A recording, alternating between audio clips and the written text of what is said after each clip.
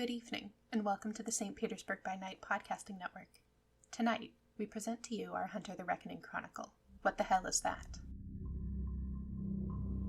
Welcome to another St. Pete by Night revamped production.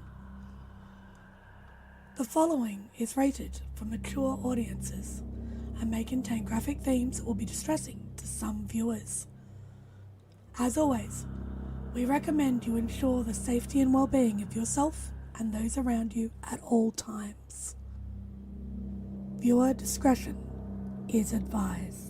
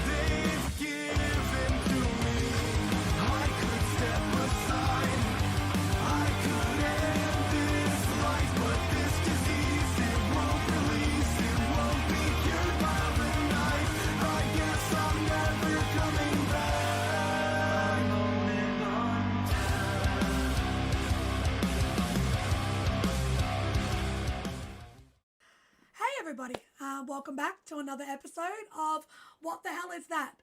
A Hunter the Reckoning Chronicle set in Sarasota, Florida. We are St. Pete by Night, a massive multiplayer TTRPG set in St. Petersburg and the surrounding Tampa Bay region in Florida itself.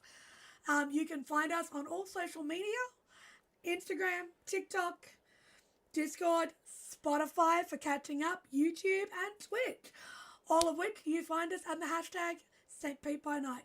Also, come and have a look at www.stpbynight.com. Check out some of our one-of-a-kind features, meet some of the team, come and have a look at the stories that we're telling here on the server. Tonight, however, instead of vampire or werewolf, we're going to be checking in on the hunters. So, my name is Cole, also known as Coldark on all socials, where you should be able to find me, and I'm the storyteller for this evening. But I'd like you to meet some of the rest of the team.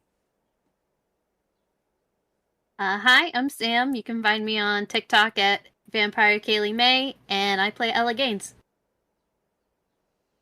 Hi, I'm Chandler. You can find me on TikTok as Kingdom0905 or other social medias where you may or may not be allowed to find me. And then I play Billy Barnes. Also, howdy, I'm John. You can find me on TikTok at That Nerd Guy, and I will be playing the ever effervescent Nicholas Flynn. I'm Nabbers. You can find me on Nabbers Raw on TikTok. I play Emory Gaines. Hello, I'm Nexus. I'm playing Victor Hollow, the marksman of the team. and with that, we're gonna slowly, one by one, check in with each person this evening, each character. It's been a rather chaotic week so far, with the events of the last few months culminating in some very interesting situations. So far, they've found that their museum is not quite as safe as they thought it was. In pushing and researching and, for lack of a better term, needling stable enterprises, trying to find out what they think is the truth, they have inadvertently put some people that they care about potentially in danger. There's been revelations about families, dead parents returning, siblings being threatened. And for one unfortunate individual, William was delivered a box with some remnants or remains, partial remains of two people he cared about with no knowledge if they're still alive or not. Some of the information that's come out has also led the two sisters to go looking, hoping to find their uncle, and also hunting whoever she is, Deva, for Ella. This also culminated in a bit of a loss, as sometimes when you push too far and too fast, things don't quite go the way you plan. And they had to very rapidly say goodbye to their uncle and watch David go down in ash. But that was part of the plan, wasn't it? Now, this week, they're going to have to face some of the ramifications and the emotions surrounding the events of the last week. Maybe more realizations, maybe some planning and some decisions on just exactly what it is they're going to do. However, William,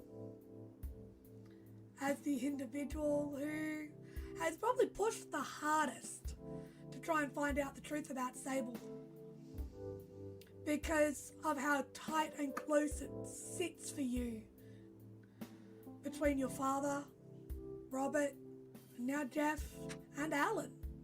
All of these people seem to be pulled in and dragged in. So we're going to cross to William at his home, his residence. Staff are probably keeping a distance, seeing the emotional shock, sort of the emotional state of William. So as he wakes up on the Sunday morning from what little sleep he might have gotten the night before, tell me, where's William at? William is in a state. He slept in his street clothes. He didn't even take off his jacket. He's been working pretty much non-stop since the hand came in. He immediately, as soon as the box with the hands came, he closed it back up, took it back to his home, stuffed it in the freezer. Because that's just what you do with hands, he thinks. And then he went to his lab, his computer lab, and he's been working every day, or every hour that he's been awake since then.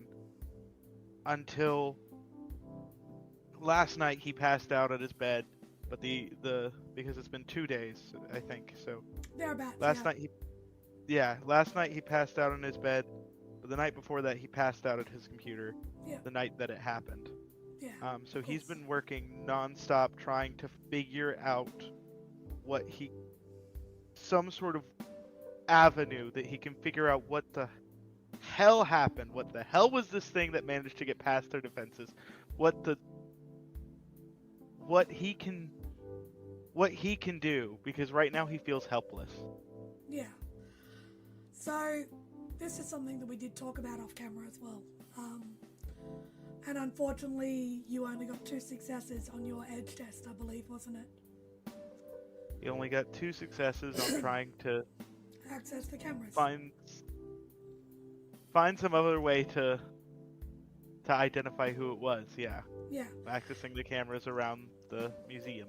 So for those watching at home, it wasn't just the museum cameras. You're attempting to access the street cameras and any traffic cams that might have been around in order to even get a single view of the individual that made that delivery. Now, one of the hardest things is when you're in such an emotional state, and William's experienced a lot of loss over the last few weeks and a lot of heavy emotional situations.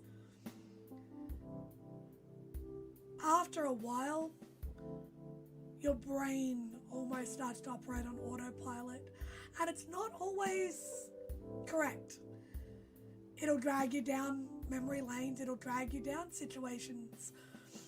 You start to think about sitting back and having that whiskey with Jeff a couple of days before the party, and you're thinking about what could have caused this. Where did he go? How did Sable get him? Was the note really from him? All these memories come back, and you find yourself just not quite able to access and do the normal work that you would do. Your fingers fumble on the keyboard, the coding's incorrect, and you know it is, and it's frustrating,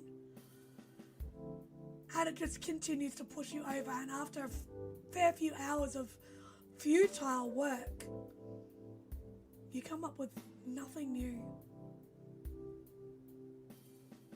Somehow the data that you downloaded is scrambled, and it's the wrong one, it's the wrong area. Nothing is right. Nothing is working right for you right now.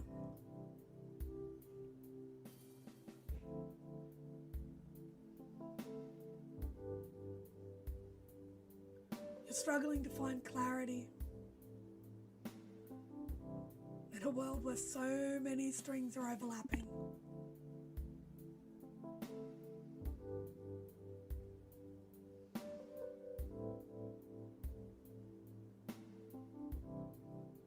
After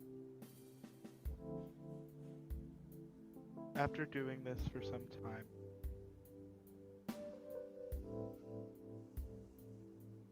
he's going to look down at his phone for the first time in probably about 12 hours. Realize he hasn't eaten anything today. Realize he's not being productive. He's not doing anything.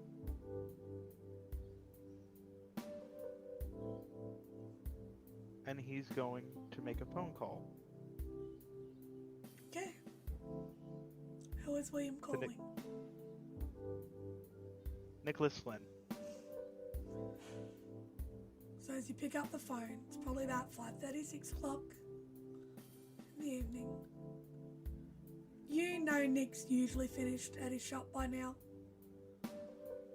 But to be fair, I don't think you'd really care right now, would you, Will? Not at all. Yeah. Pick up the phone. Where would Nick be at about 5:30, 6 o'clock? On a Sunday? On a Saturday? Sunday. Oh, a Sunday. Yeah.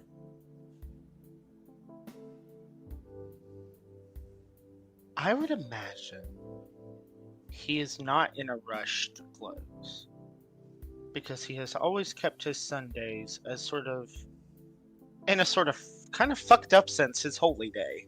Yeah. Like his day. So like he goes in, he runs the shop, he does his readings, he does his cartomancy or Ogham readings, and he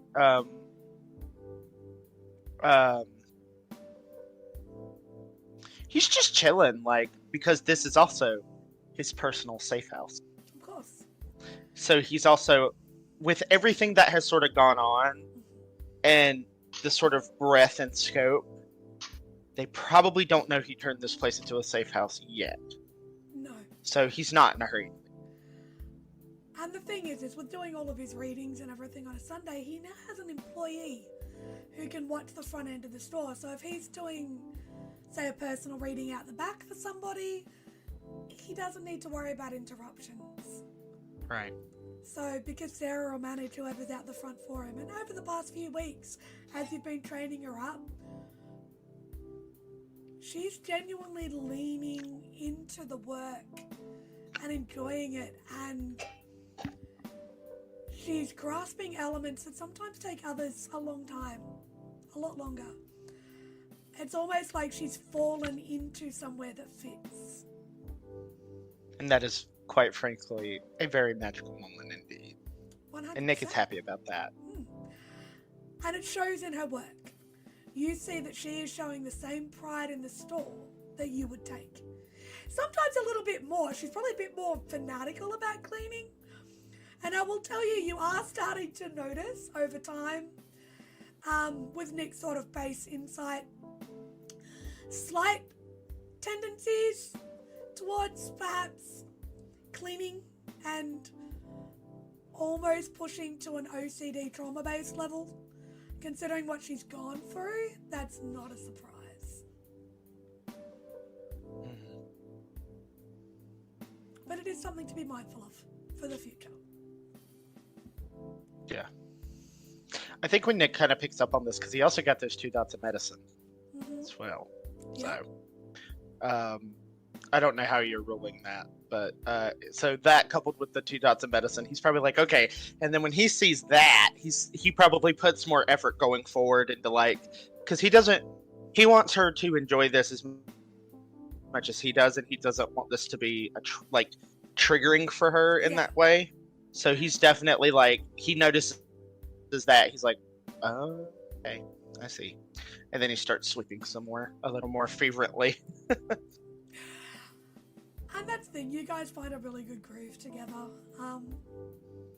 It's definitely some vindication for your choice of hiring her and bringing her under your wing. So, probably coming too closer to close, about, again, the 5:36 clock. You've maybe just finished a reading for somebody and they're thanking you and leaving. Perhaps not as happy with the news that you gave them, because we don't always like what we have to hear sometimes. We're not always happy with the message that comes through. Your phone starts to ring. And you look down, and it's William calling you.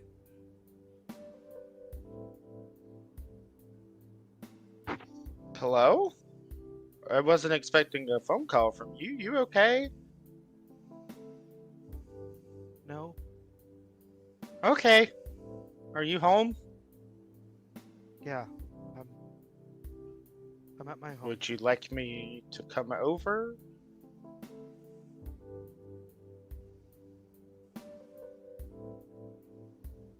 There's a moment of hesitation. Yes. Nick kind of squints his eyes if Sarah's paying attention at all. No, she's Because he's busy got the phone to organising his books ear. on the shelf. She's making sure they're all lined up correctly. I'm at my shop. Let me make sure I don't have any other readings, because, just kind of scrolls through his Google Calendar. Just like, Yep, I'm clear. Do you want me to bring the alcohol? No alcohol. Okay. That is fine. Click. Actually, no, he wouldn't do that. What the hell? Wrong character. Yeah. Okay, no alcohol. Got it. Okay, let me count the drawer and close shop, and I'll be there, say, maybe another 30 minutes. Okay. I'll be here. I haven't got... Can you bring, I don't know, Wendy's or something? I haven't eaten anything all day. Nicholas looks at the phone. Stern look that William cannot see. William? Dr. William Barnette, are you telling me... I'll do you one better. I'll bring stuff to cook. Stop at the grocery store. I just want something easy. I will cook. It'll be easy for you, because I'll do the cooking. And he hangs up the phone. Sarah has been sort of not listening in, but heard you say the words close up shop. So she's already walked to the front, locked the door, spun the sign around. It's gone. Not a bad finish time for a Sunday. Not at all. Not at all. Everything alright? I'll probably come in. We'll see when I get there. Yeah. You guys are like a bit of a magnet, aren't you? I'm not gonna say magnet. I'm gonna say none of us know how to leave well enough alone. That's what I would describe us as. Yeah, that tracks. Don't get me wrong, I'm grateful for it, because without that, I don't think I'd be where I am, but still, like, I appreciate not being 6 foot under. But can you not poke it for a while? I'd like to keep my boss. I have been begging them to stop, specifically the one I was on the phone with. Trust me, I have begged and pleaded and invoked every prayer I know in my body. I want him to stop. But I'm not going to let him go under alone. So. Fair enough. So do I start looking for a new job? She sort of gives me a twisted chuckle. Nick, in a moment of sort of having a realization that holy shit, he owns this place. I have a better idea. If something happens to me, take the shop over. Well, no. I don't know enough. Why? How could I? I don't have the money for that. Fuck, bro, no, I can't do that. I don't. What? Hey. I don't even know who to call. Hey. I don't even know what. No. Hey. Hey. Hey. Sarah, listen, what? sweetie. Please. I'm I don't think. First off, I'm not purposely gonna go anywhere. Okay.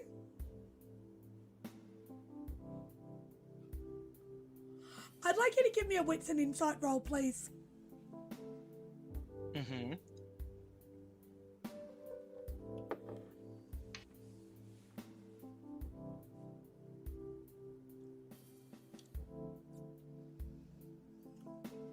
I'm assuming no desperation. No. This is just to sort of maybe gain an understanding of what's going on for her right now.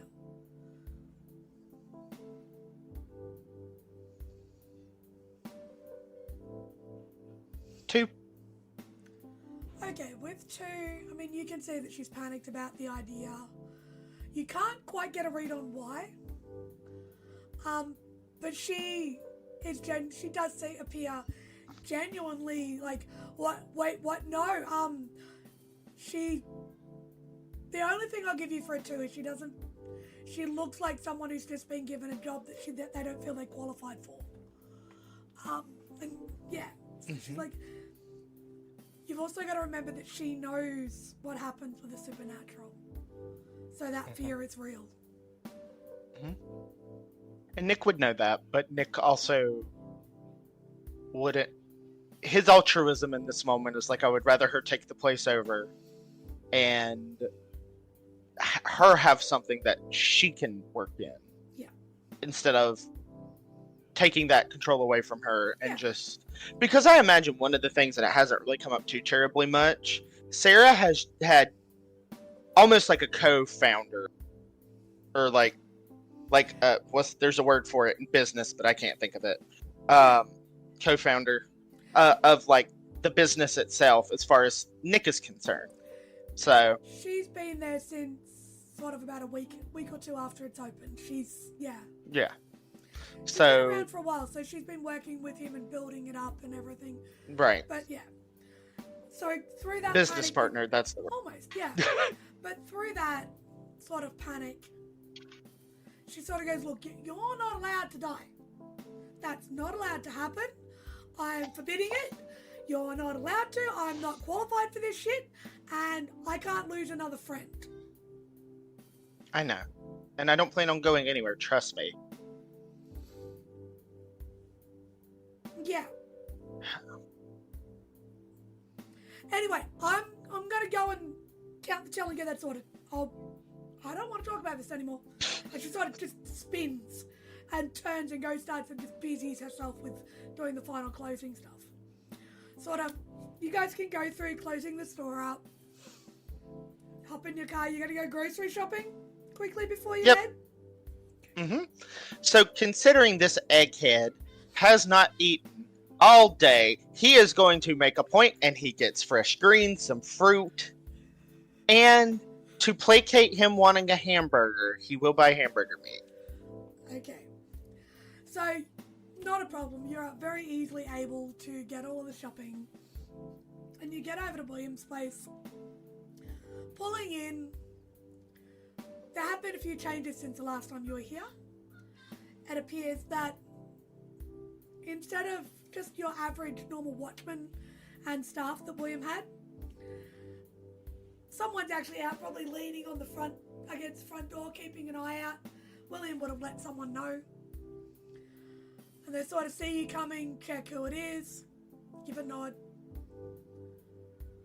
and walks back inside. And William, the person that you have designated in your mind as your butler,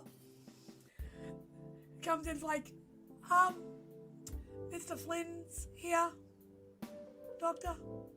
Just letting you know, we're not far off. I'm probably going to clock out for the night soon. There'll be someone in the back room as always if you need us, but we'll leave you. That going to be okay for the evening? Yes. Thank you, Michael. It's alright. I told you, it's Mike. It's fine. It's all good. And he sort of gives you a nod. As you walk in, Nick, the same person walks past you and sort of gives you a nod. He's like, he's had a bit of a rough one. Just sort of quietly to you as he walks past.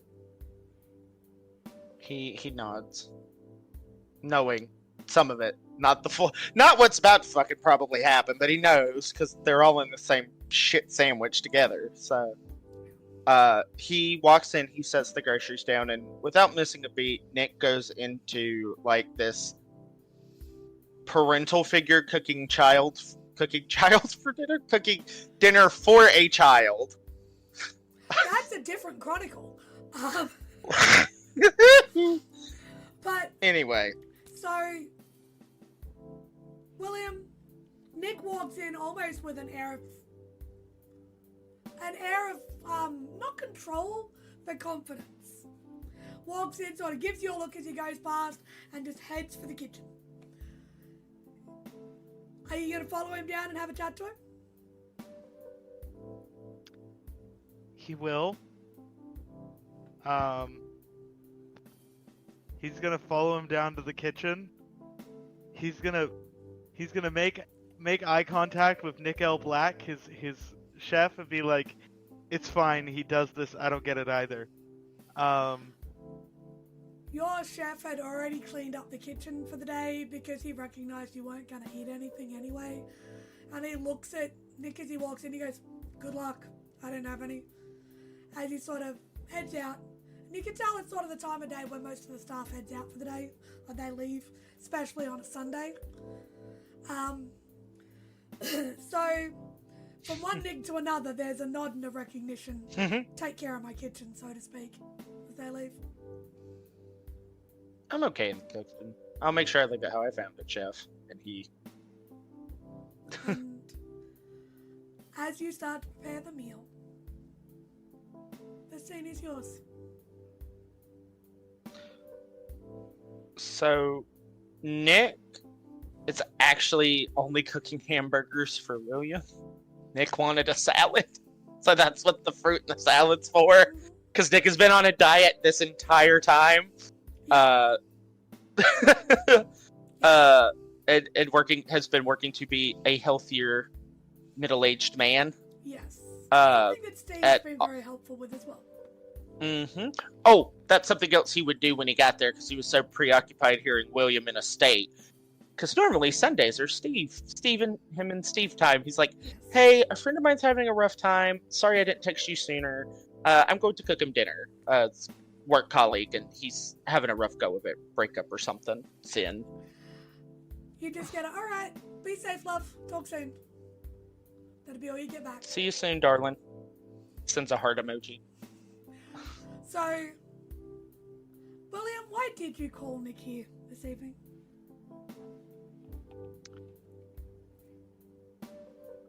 Nick's the stable one.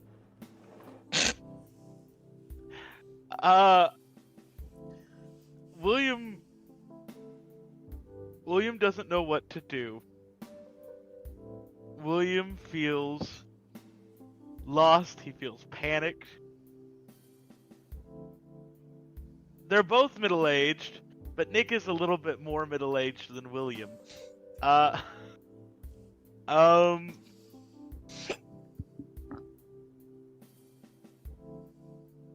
So he looks to Nick.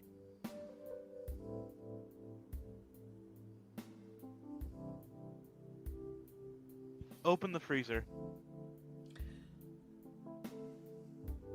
Is that William telling Nick to open the freezer? Open the freezer. What's in the freezer? Just open the freezer. Swear to God, if I... He goes over and opens the freezer. You open the deep freeze. There is a black plastic bag in there. What's in the plastic bag, William? Open the bag. Why won't you just tell me what's in the bag? Because you're not gonna believe me if I just tell you? Dude, I believe in vampires and werewolves and ghosts. I think I'll believe what's in the bag. Okay, it's Robert's hand. Huh. And Jeff's hand. Well, fuck. See, I told you I'd believe you. That's not good, William. I know it's not good. I'm sorry. I was doing a little bit of digging into some of the Arcanum sources and a few of the books that I have, and Sable sent me something. I got a call from Robert, and a man calling himself Mr. Black.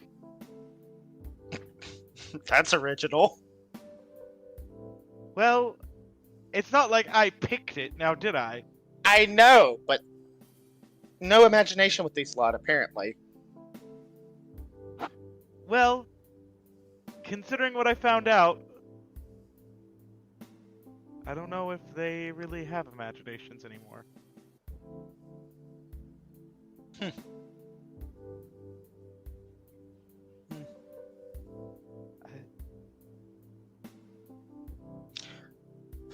I don't know what to say.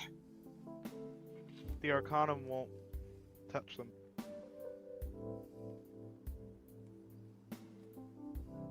The Arcanum won't even come close to touching them. It's interesting.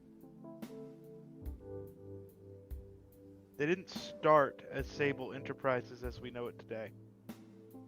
They started as a small shop that kept being inherited every 30 years by another son of a son of a son of a... Huh. Really? What kind of shop was it?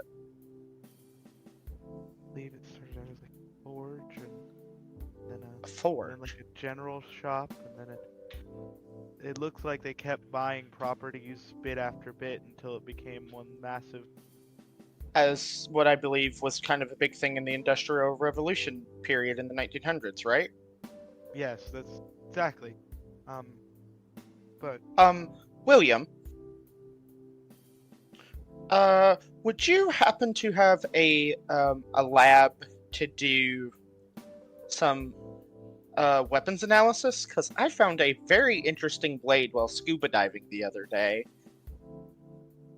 with Victor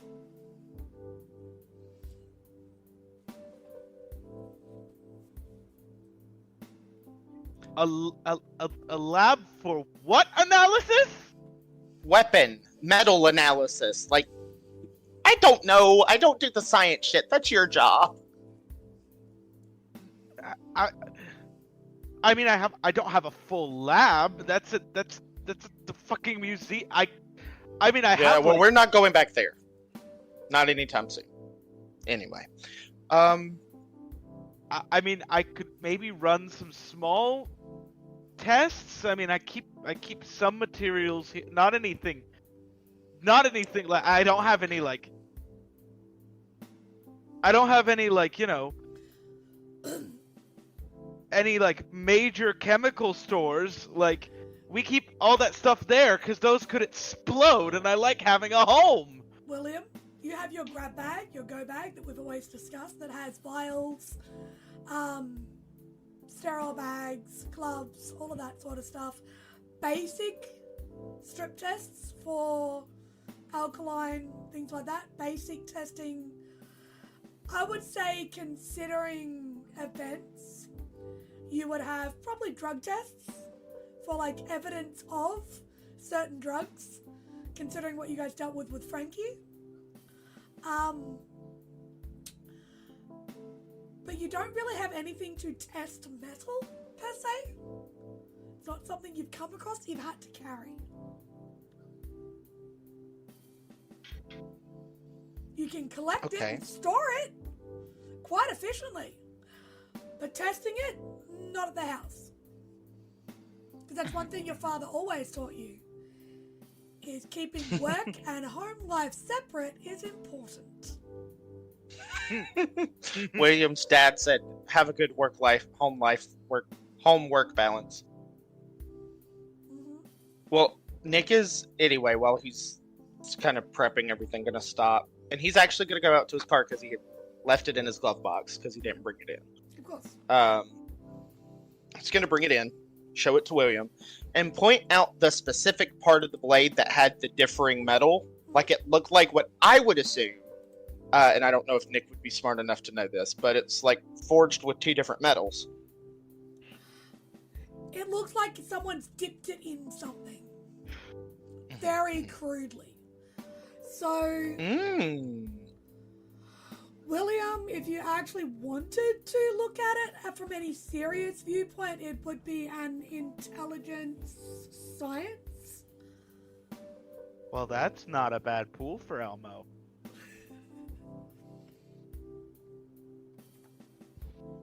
That is an entire 6 dice. You gave me a new hyperfixation for Nicholas that maybe or may not be related to the main plot. We'll see. I would assume my specialty in theoretical physics doesn't get me anything. No. Very much no. Can I use this to make a nuclear bomb? No. Then it'd give me something. No. I gotta get on those watch lists again. I've been off them for too long. William, no! Okay.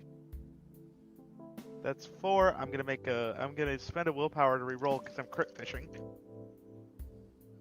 Okay. So I didn't get a crit. However, all of them were successes. So that's 6 successes? 6. Yep. Okay. You can see that the exterior metal, just looking at it, maybe grabbing a magnifying glass if you absolutely had to. There's something really simple laying around just to make... You can see it's like someone's gone to a craft store. Sorry, not a craft store. A boating, camping or fishing store and bought a knife. And then they have sanded it, crudely engraved it with an engraving machine. You know the ones you can get to like put your serial numbers on things and that, and this belongs to. And then have dipped it in what appears to be a melted down aluminum can. Somebody has attempted to make it look like it is magical, mystical. It looks like something that a 13-year-old would do for a prop. And then it's ended up in the water. Sad Nick noises. So you've got an edgy teen's knife, essentially. Well, Nicholas, it looks like you've got the real deal here. I don't even think I need to roll. Are you being deliberately sarcastic, or are you actually going to try and pull one over him? Deliberately sarcastic. Okay, cool. Okay. Nick rolls his eyes and goes back to cooking. Well, shit. I tried. Anyway, I have a cool stab now. It's fine. I might give it, but just keep it as a prop.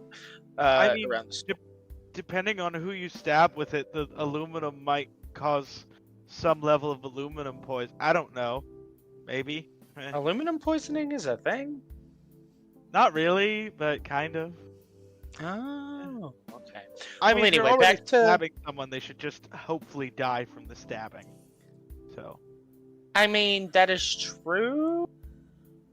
I mean, in theory, anyway. But back to 30 years of new owner or new CEO or whatever.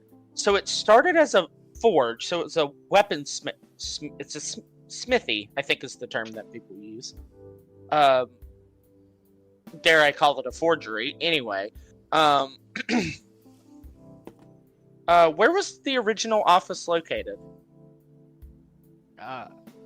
What country? Where was it? Germany or France? I can't remember.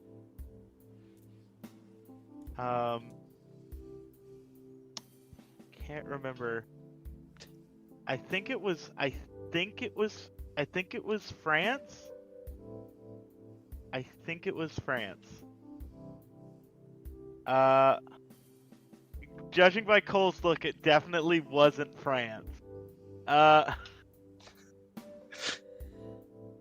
The original, the earliest that you could find, was around what is now known as Poland. That's very far away from France. Germany would have been closer. Poland. Poland. Sable Enterprises started in Poland. Sable, Well, Poland. what I think became Sable started in Poland. Like I said, they kept moving. They changed their name. They changed owners every 30 years. I'm 30 starting. years. Okay, hold on. Stop right there. You're processing quicker than I can, young one. Slow down. My RAM doesn't do as much as it used to up here. It's a reference to a computer, but I think I said the wrong thing. I'm sorry. Anyway, Nick is thinking about the 30-year thing. What in his occult knowledge? Because cycles are a thing, like in a lot of practice, right? They put a lot of emphasis on like the lunar cycles, the solar cycles, the positions of the stars.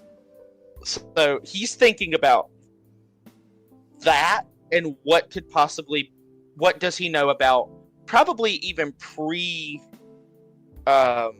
civilization Germanic tribes and any myths and stories he's heard.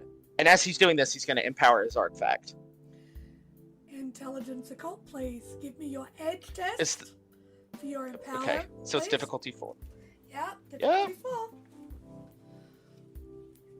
4. Whoop. Okay, no, that's the right one. Yeah, no, you're not empowering your raven. No. No. that I'm sorry, that would be funny.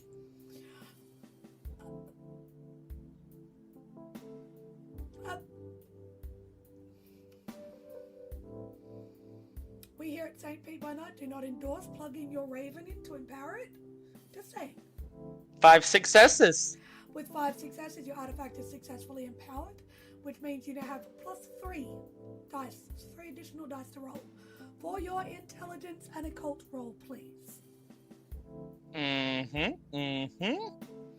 That's a huge pull for Elmo. It is, and I will allow you to use your druidic specialty in this as well, because of the precise information that you are pulling in, what you are asking for. Okay, that is 11 dice for Elmo. Let's go, motherfuckers. That's what I built this bitch for. Can he get a 12th dice from a help die from William? If you want to. Yeah. I will look. This is the Let's biggest go. pool Nick has rolled the entire show. Let's go. This is what you built him for.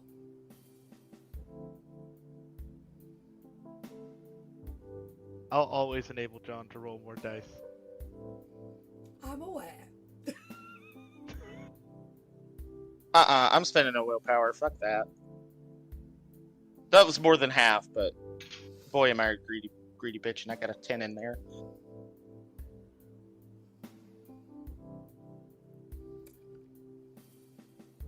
Okay, that was still 7 successes. My willpower hates me today, apparently. So 7 successes. Correct. That is crazy. So you're sitting there, you're sort of serving up the food, push William's burger over, while you're thinking about all of this, and you're running your brain back through everything you've researched, everything you know, through all of your studies. And with what William's sort of telling you, the 30-year thing isn't really sitting heavy. It's not so much the timing. It's you're starting to think about it, you start thinking about the vampiric knowledge that you've picked up, you start thinking about the books that you have been researching, obviously based on what it is you've been dealing with. And you're reading, and you're thinking, and you sort of sit down, you start to eat your salad, and you're thinking, and then you start to realise 30 years is about when age would start to show. And if somebody's not showing age, it's going to be suspicious in the public eye. So 30 years is sort of that aging out of a person or a generation. Because William, as you guys sort of discussing, and this is how William helps you. Sometimes it's 25 years, sometimes it's 29. The further along in history it goes, it gets closer to the 30 years. Because as people start to live longer, age slower, you start to see that change is slowing down a bit. And it's actually coming up to, close to the next quote-unquote handover. It's been 31 years since a handover occurred. And this is what you and William are sort of talking backwards and forwards while you're eating. You know, that fun brainstorming that happens when you're sitting down with someone you've worked with for a while and you know them well. And you guys start to realise it's coming onto a handover stage. It's the longest it's ever been before a handover has occurred. And they've moved in the last 10 years, which is unusual for all of their patterns from when they moved from Milan to Florida and to the US itself. It's the first time they've left Europe and they've left that region and come into the Americas. And it's starting to sort of move, and you can see the patterns actually forming. You're coming up to a handover, but it's not happening the way it should based on history. Would it be not a cult based in the way that he would normally think of it? What were you going to ask? I was gonna say, we've been fucking with everything since we've got here. We're fucking over the handover. That's why they're wanting us to quit. That would be my first thought. I don't know Give if me Nick an would pick intelligence that. insight roll to see whether or not, and William can do the same intelligence insight roll. I will allow your fear specialty to come into this, William. No, you cannot give each other help dice. I would like individual rolls for this to see if you come to a similar conclusion or if this is a correct conclusion. Do I get any desperation die? Because this is... If you feel that at danger 3, it is wise to roll your desperation dice, William is living at a permanent 3 desperation at the moment. I feel like it's wise. Oh god. Oh god. Oh god, no. This is how we died this episode. Well, you're CC only doing Buster. research and Okay, talking. fine. No. Fine. If you want to make the decision, you can. Do not allow the other players to influence you. It is your choice. I do. Okay? Because it is Fuck! a connection. God damn it! Did you get a 1 on your desperation dice? Yes! Did you get 1 or 2? 1! That's okay. Are you going to take overreach and get the connection, or are you going to take despair? Given the circumstances, either is viable.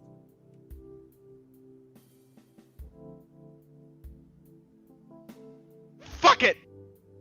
Overreach! Okay. So this is going to reflect on all research will now be being done at a heightened danger. Jesus Christ. So, however, between the pair of you, what did you get, John? Shit, I forgot. Your intelligence insight? Oh, I rolled it. I forgot what the number was. Yeah. 5, because, dear God, this thing doesn't want me to get any extra successes with the willpower button. What was your total successes, William? 5. So 5, but with an overreach. Okay. Between talking to each other, the research that you've both done, William, you have dived into Sable's history and backstory. You have pored over the resources involved. I am going to tell you, from now on, any research done online by any of the cell will now be at a heightened difficulty. And this is specifically because of William's specialties himself. So any research that you do online will now be at a heightened difficulty. And out of character, you are being very closely watched. So this will now impact and reflect on research and intelligence roles in that manner to do with Sable. So, however, between the pair of you, as you start to close out the evening, the tea probably starts being poured rather than whiskey or wine, because William specifically asked for no alcohol. You are able to together, red stringing is not the word for it, because you are coming in with clear facts and information. You start to put together an actual timeline, and you see the one CEO owner of Sable has been in place for not the 31 years that you thought, but actually 43. He's the quote-unquote longest serving. And you can see that may have been part of the reason for the move. But in recent small amounts, you can see there was the hinting of somebody being brought up to take on the role. But then for the last year, nothing. No talk of a handover, no talk of a changeover. The individual in question disappeared. Because of the overreach, William, you have a recollection of when you are looking into the recent business enterprises for Dusky Homes and Living, the offshoot that apparently mimicked the Order of the Rose, the Northern American, so the individual in charge of the Northern American part of that company, the last name's Hollow.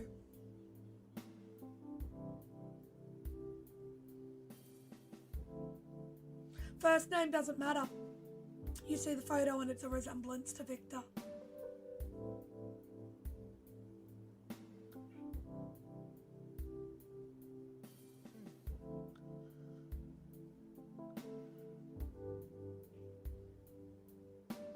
You remember that occurred. You also see, as part of Ebony Enterprises, which is a quote-unquote cleaning industry, you remember, and I'm talking to Nick,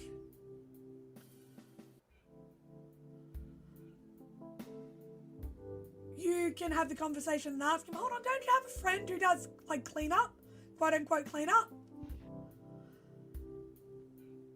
Nick, you can pull up a photo. William, this was an individual that was connected to the international branch of this company. The name is different, but the face is the same.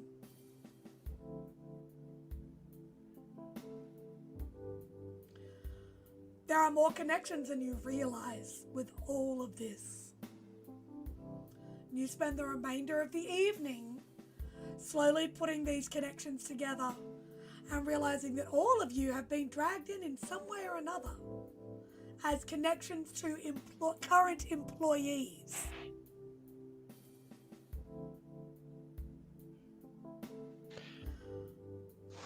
Before we close out the evening, does anybody want to make a phone call or send a text message? Hell yeah. Okay. Bearing in mind we're now at about 10:30, 11 o'clock at night, because that's how long it would take for you guys to slowly pour through over William's notes and research. All of the research that occurred just before the delivery was made as well. Mm-hmm. Who did you want to call? Ella? She's now Who our do I leader. Hold on a minute. Who do I think is gonna answer is the question. Because Nick is making the phone call.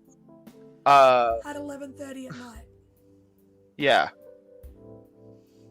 Victor's young. He's probably up. Calls Victor. And then immediately hangs up. It's like, that's a bad idea. I'm calling Ella. So,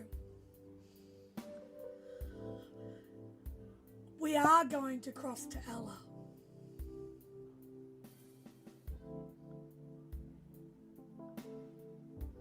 Ella, this is the evening that you guys are heading back home. You have gotten home, dropped Victor and your sister off after the very tense car ride. Probably silence, maybe not even music. As you have dropped everyone off and you're on your way to Lana's house, you get a phone call. It is Nick. Do you answer?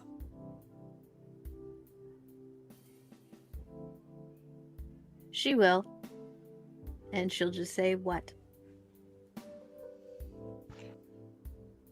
We're fucked. We're 50 Shades of fucked over. You have no fucking idea. I'll make sure to bring you some coffee when I see you, but hopefully I'll see all of you soon, because this is... I don't even feel comfortable saying this over the phone. It's bad. It's really fucking bad. This web went deeper than I think any of us possibly could have fucking imagined. And I hope you're doing okay, because you sound terrible, and I'm sorry to dump this on you right now.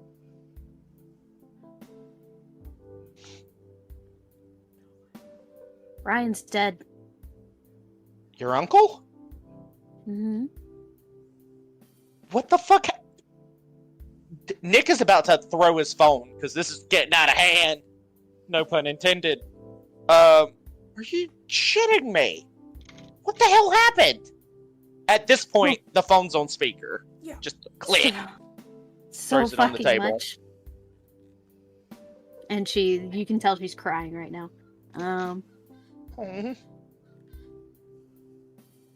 I just left Victor and M at our places. I'm on my way to Lana's because I can't even look at either of them right now. Oh no. I'm sorry. I'm sorry, Ella. I don't mean to make it worse. No, it's fine. I need something else to focus on. I know you don't want to talk about it on the phone, but... Do you want to come see something really disturbing?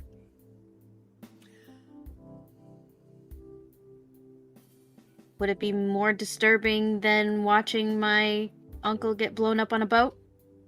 Why was he on? I don't know. It might give you a hand, though.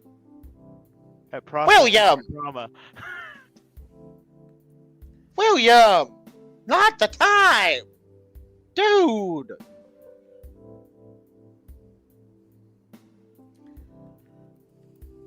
I'll come over. I want to know what's going on anyway. So you're not going to Lana's, you turn around. Will do. You could always bring Lana.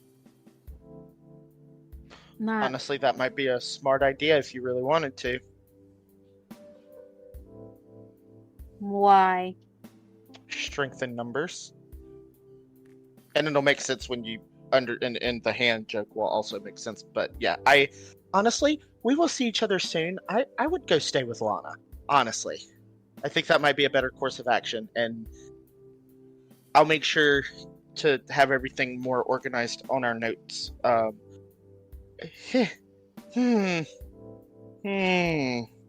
Yeah, I think I need a night anyway to get Enjoy through time all with this. Lana. Yeah, you deserve it. We'll talk later. Yep. If you need me, text me, call me.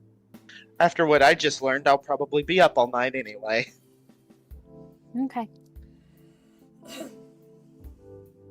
Have yourself a coffee. I'll be having I 3. think I need more than coffee, guys. Have yourself an espresso martini.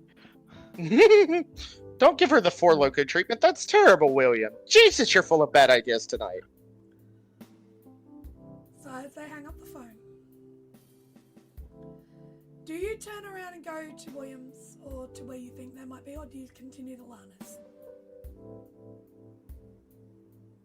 They told her to go to Lana, and she's kind of weary about why, because they didn't say anything, and now she just wants to go see Lana and make sure she's safe. Yeah, of course.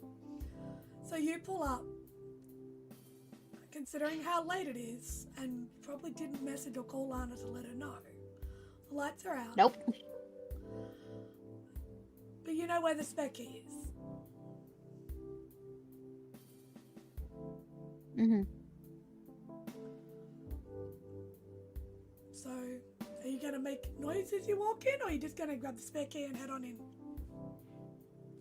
She will knock first, just because Mm-hmm. Lana is Lana, and she might just pull a gun on her. Mm-hmm.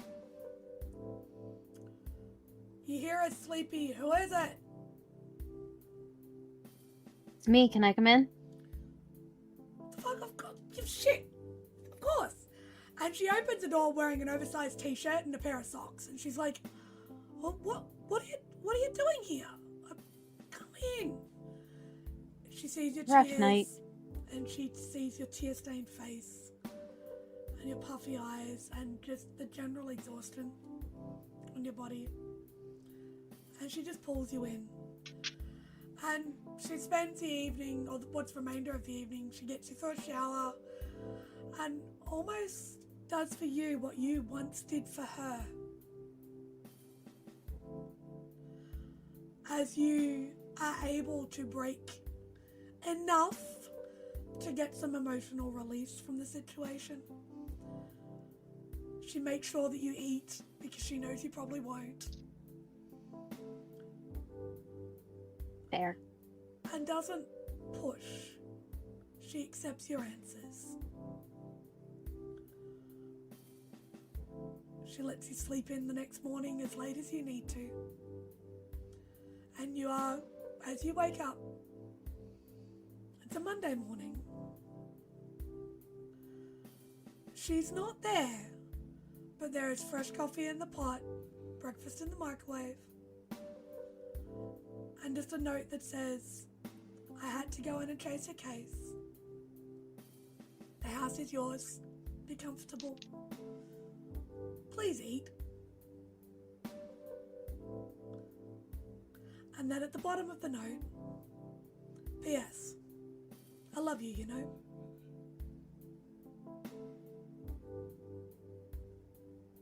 And that's it.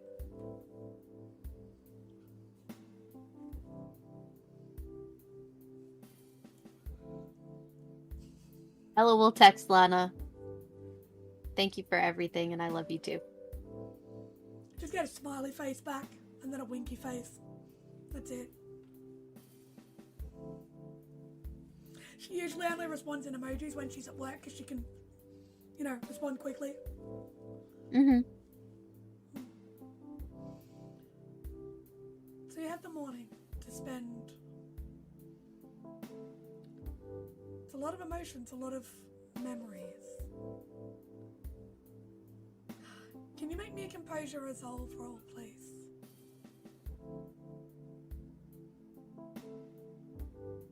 It's not terrible.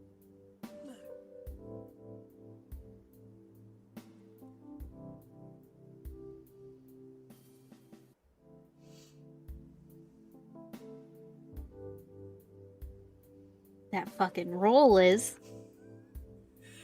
Goddamn willpower. Again, as always, track your willpower, people. It will come into play. Alright, that's better. 3. You're able to keep yourself together as best you can.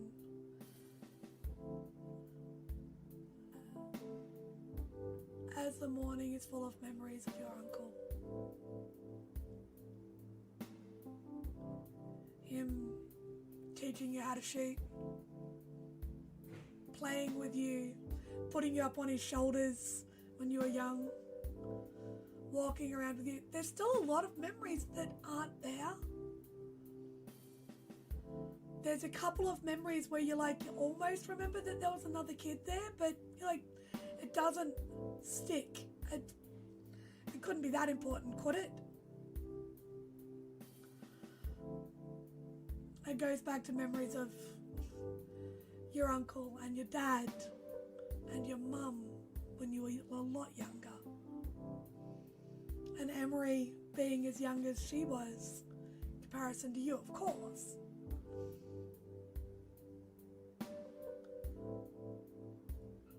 It's almost a goodbye.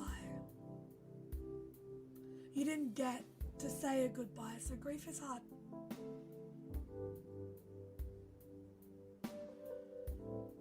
You are angry at the way it happened. Because as your memory turns to the events of the evening, there was a shot taken at Deva before you could even ask a question properly. Yep. You do remember hearing your sister say something. You remember her saying, heartbreaker. And then Victor took the shot. It was that first shot that made Dava get aggressive. Made her realize she was actually in danger.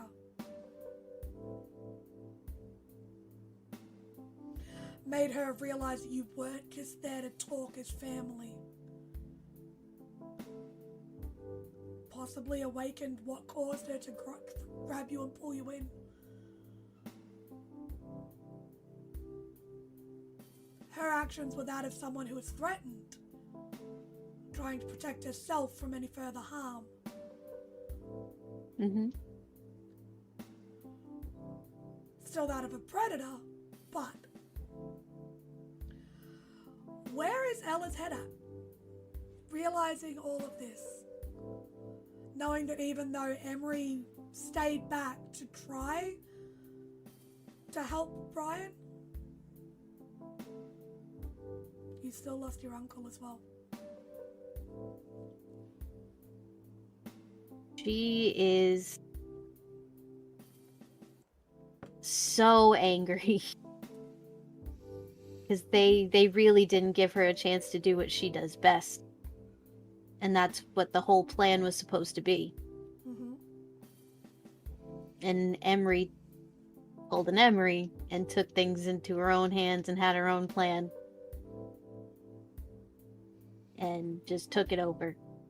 And that's not how it was supposed to be. That's not what they talked about. And now everything has just gone to shit. They have no answers. There is no Brian. She feels very alone and angry, just tired of this shit always happening with Emory. Because for a very long time, Brian has been your support network. He supported Ella through everything when Emory left without an answer or a reason. Left her alone. It was Brian that was there to comfort you and keep you safe and be your family. Yep. It's kind of hard to find a middle ground. Emory's your sister, you know. You guys have always been there for each other. Brother Brian had always been there for you too. Mm-hmm.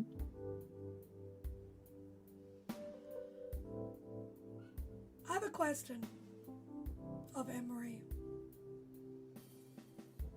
While she's waiting to hear from Alicia for the day, would she message Ella? Or call her? She would probably call her to make sure she knows where she's at.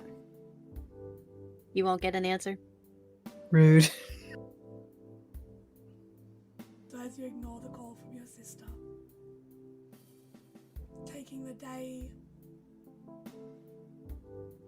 to grieve, to mourn. You're not like her, you can't just step back into work again. Emory's had training and been through a lot of loss. It's not always healthy, the way she copes with things, but you feel a lot more intensely. Mm-hmm. When Lana gets home that afternoon, she comes home with dinner. Sort of taking a guess he'd still be there. Maybe just wishful thinking and hoping.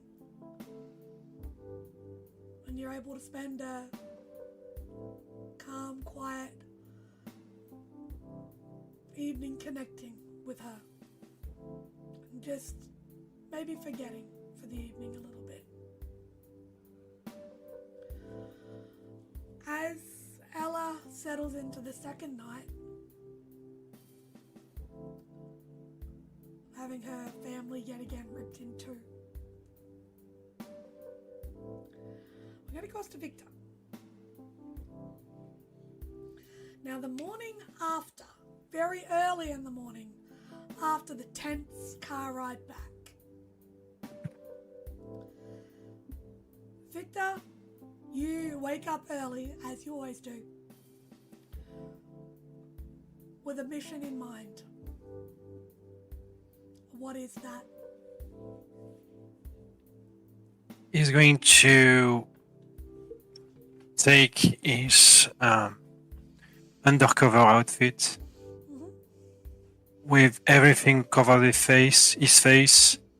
He's going to take gloves as well, maybe boots, unspecified boots to get by, basically. Yeah. And he has no idea of what transpired yesterday. Something happened. Something blew up. Mission was a failure.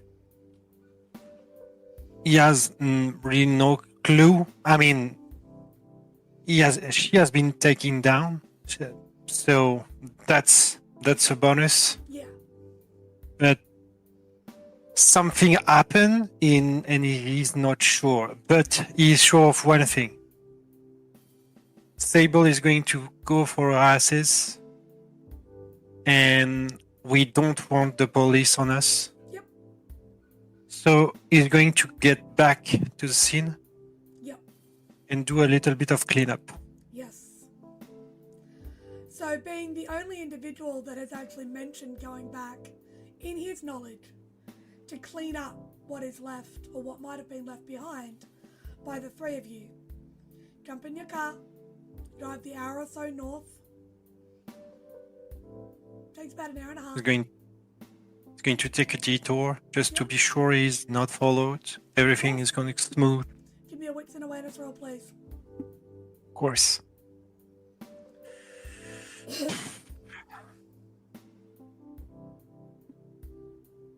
I'm nervous.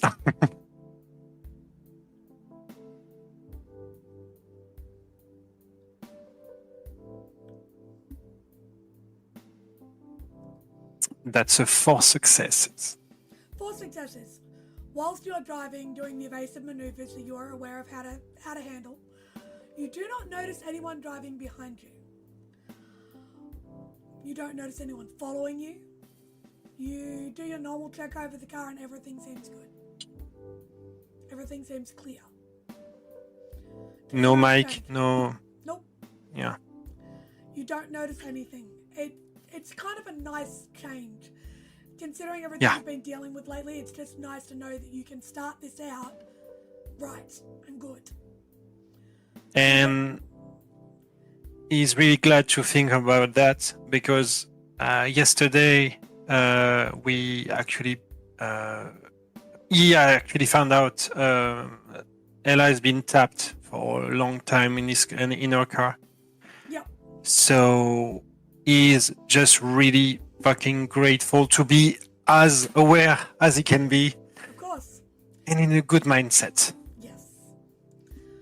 for once. So, for once, it's a nice change. And considering the way Victor sort of thinks, and finally it feels like you have a sense of control over the situation. A lot of the information is still all over the place for Victor.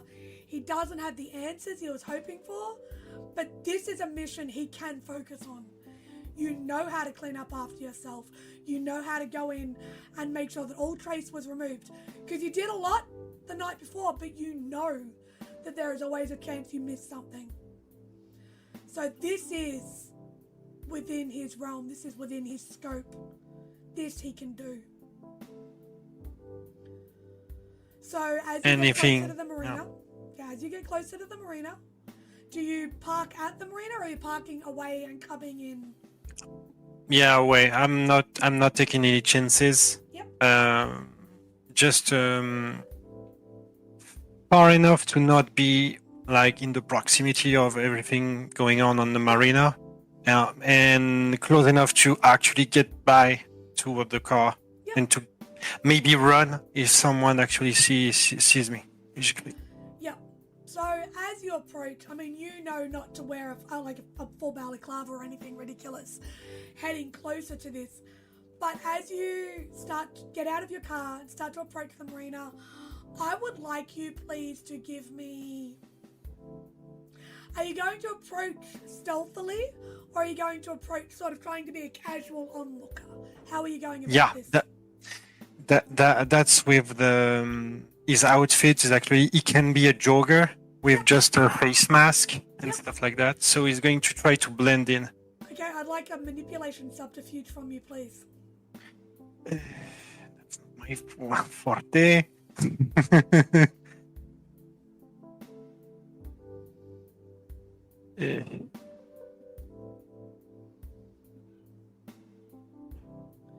Because as you approach closer to the marina, you see police cruisers, you see tape, you see flashing lights. People are being turned away from the actual marina gate and area themselves. There is a few very disgruntled patrons wanting to go in and check on their boats. You also see a bomb squad car.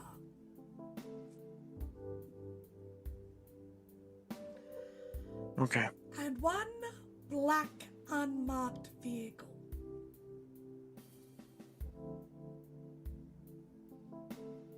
With no... Nope. Now, Nothing. I would like, please, that manipulation subterfuge roll. One success. One success. As you approach, you get the feeling you see two officers sort of just turn and look at you. And they're watching you. I'm not even going to make you roll for it. They are looking at you. As you it's almost, you definitely don't look like someone who's just walking past. You look like, for lack of a better term, an ambulance chaser or a police chaser, where the people who actually go looking for, and they sort of look at you, hey, keep moving please, nothing to see here, off you go. He's going to get back to where he came. Do you see any access to the place that he took the shot? Wits and awareness, please, to see if you can get past that location, back to that location. Yeah, He's not going to force anything. Just me.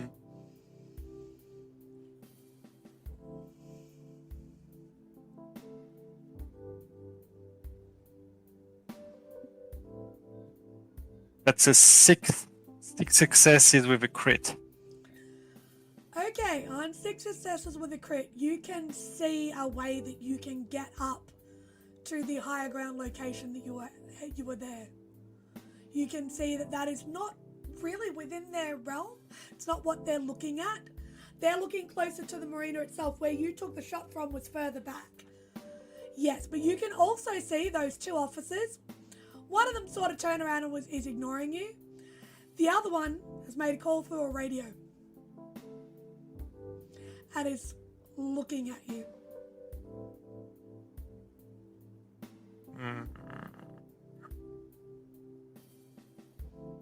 And he's not making it hidden that he is watching your every move.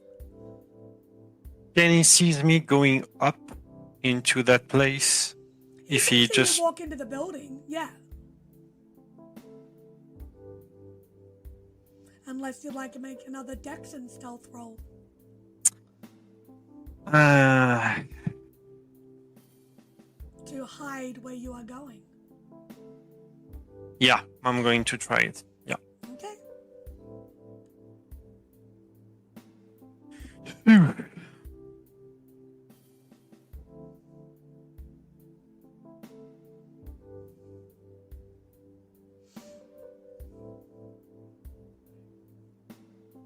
I'm going to reroll that.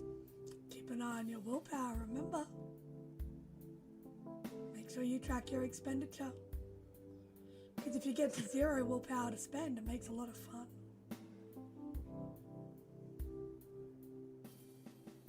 fun. One success. You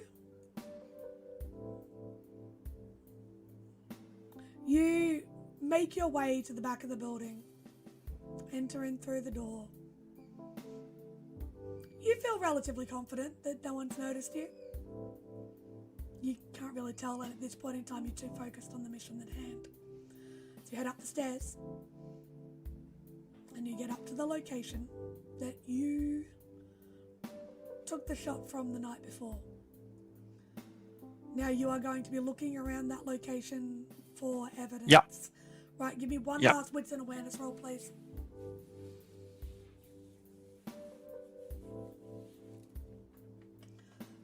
To look for any spent cartridges, any markings, anything you may have left behind. 4 successes. 4 successes. You find one of the cartridges that you left behind. You had the other one already because you took 2 shots that night. So you're lucky you did go back. Just to be safe, he's going to put the... Huh? Yeah. He's going to put the cartridges into his shoe. Into your shoe?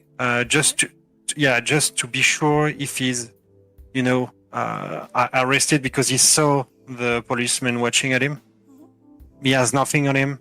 And, I'm not going to maybe search every part of him, so... Yep. So while you're up there, you sort of clean the area up, you remove the scuff marks, like you're able to brush away the scuff marks from where you were sitting. There was only a little bit left behind, but you're meticulous with what you do.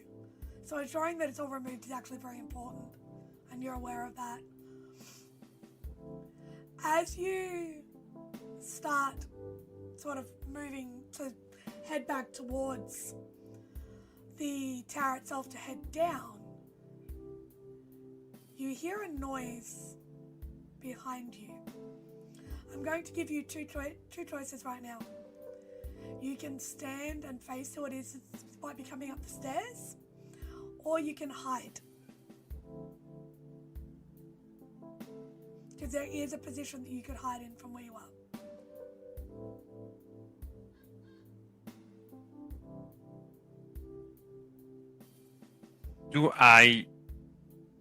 Do I feel threatened, or how to say it? Like, do I sense a gun, or I don't know.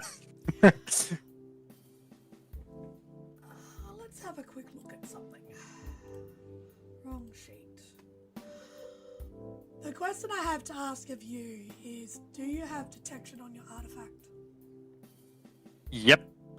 Okay, give me your artifact roll. Edge test, please.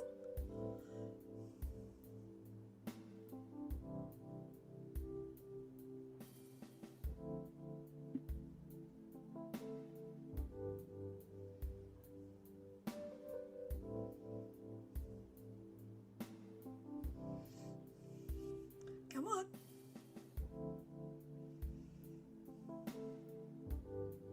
Need to reroll that. Okay.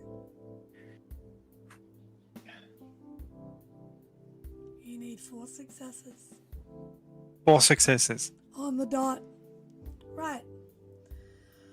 You don't sense a weapon. You do sense that the individual coming up the stairs has a feeling that is not quite right.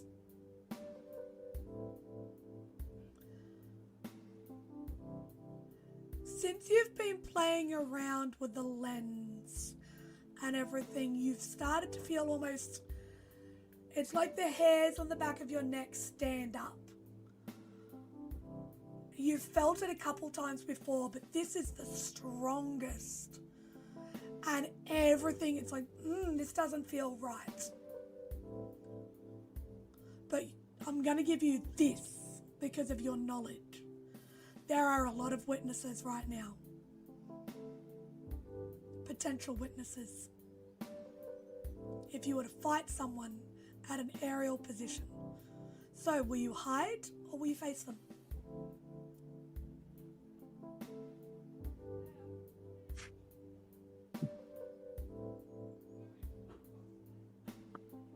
How is the room? Where am I? Where I'm at? You're on a roof. Yep.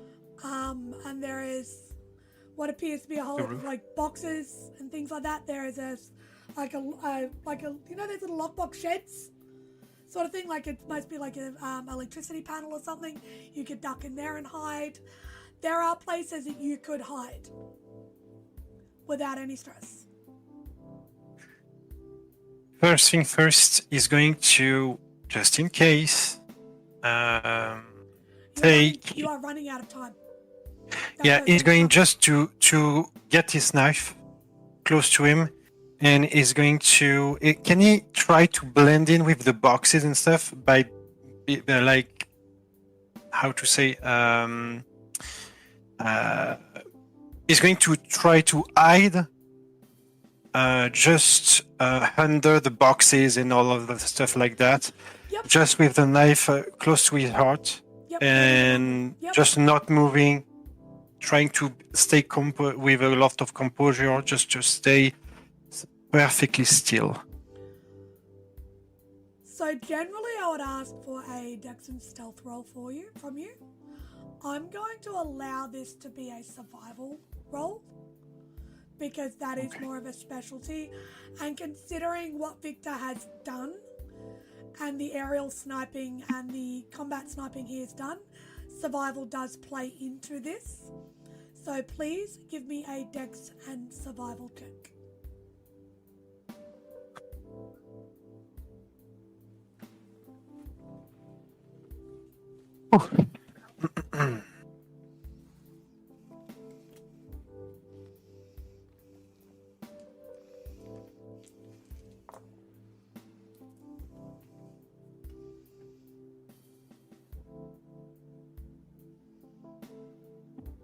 Four successes. With 4 successes, you, using all of your training, lay down, sort of get right down nice and low behind all the sort of crates and boxes that are there. You hear the door open. You hear the footsteps. You hear someone sort of kick around a few things. Just sort of gently, it sounds like nudging it. You hear them call over the radio. Doesn't appear to be up here. Must be somewhere in the building. You almost flinch as it feels like he kicks one of the boxes you are behind. As he walks away, and you hear the rooftop door close and lock.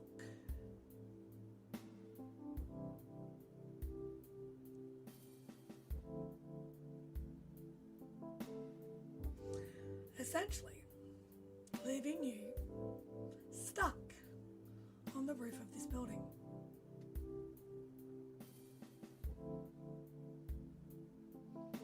Are you going to stay behind the boxes? Or are you going to spend the day watching what happens? Yep. And at this point, yeah, I'm going to do it. You just going to watch?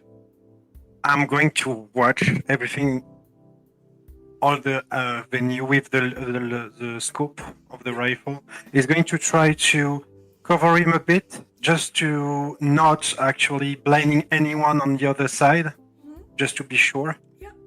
And at some point, he's going to call the cell, just to explain what happened here. Okay. And he's going to call someone else. Who are you going to call from the cell? He's going to call Nick. Okay. So, you spend a fair bit of the day just watching.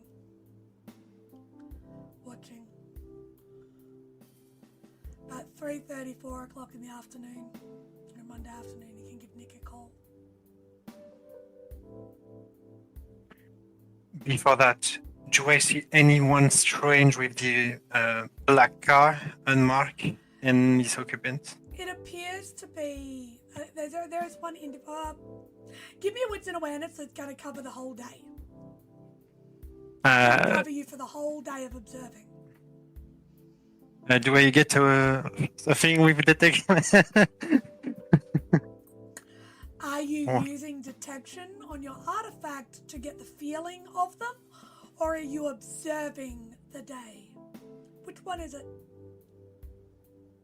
No, I'm going to observe. Okay. I don't have any willpower left. So yeah. This is going to be so Flynn. good.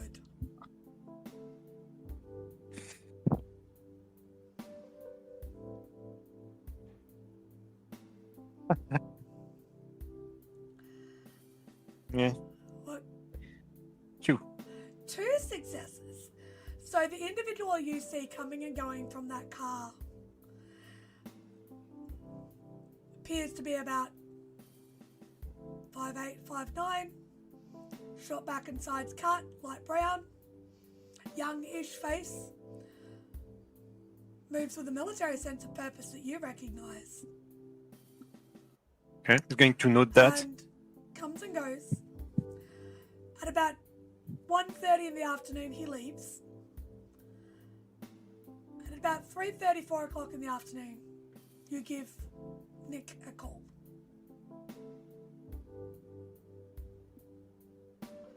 Nick, it's Monday afternoon. He's at work. He's working away. You get a call from Victor. Nick is probably in the middle of doing a reading. And he refunds the person when he sees Victor calling. Because I imagine at this point, he has certain ringtones, a certain ringtone for the cell. Yep. So he knows if he probably should be like, oh, okay. So he's going to be like, it probably was just about to start. And he's going to be like, I'm giving you 2 options.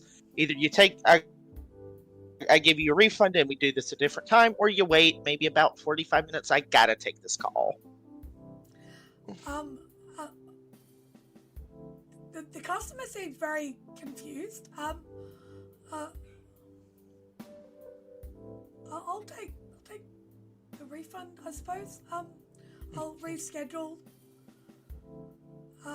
Yeah, sorry. Fine. Side work. Yeah. Sorry. In this economy, And I he- can understand it. And they sort of just give you a smile and they leave. Absolutely. They'll reschedule with Sarah out the front Yeah. while you're on the phone. Yeah. he is then going to go shut the door, lock it, pick up the phone.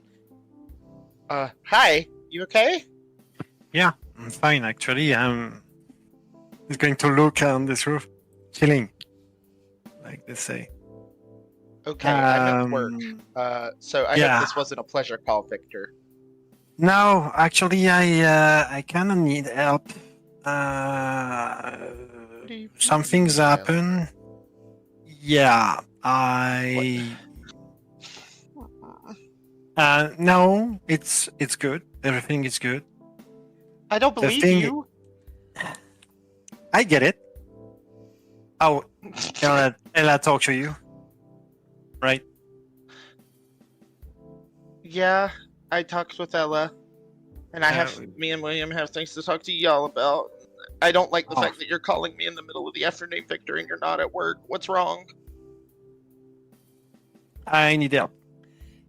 Okay, with what? It's at this time you see the black car arrive back. And instead of one person, 2 individuals get out of this vehicle. Fuck. The same one you saw before, and someone you are very familiar with. As Miss Emory Gaines gets out of the vehicle, we are going to rapidly cross to Emory for the day.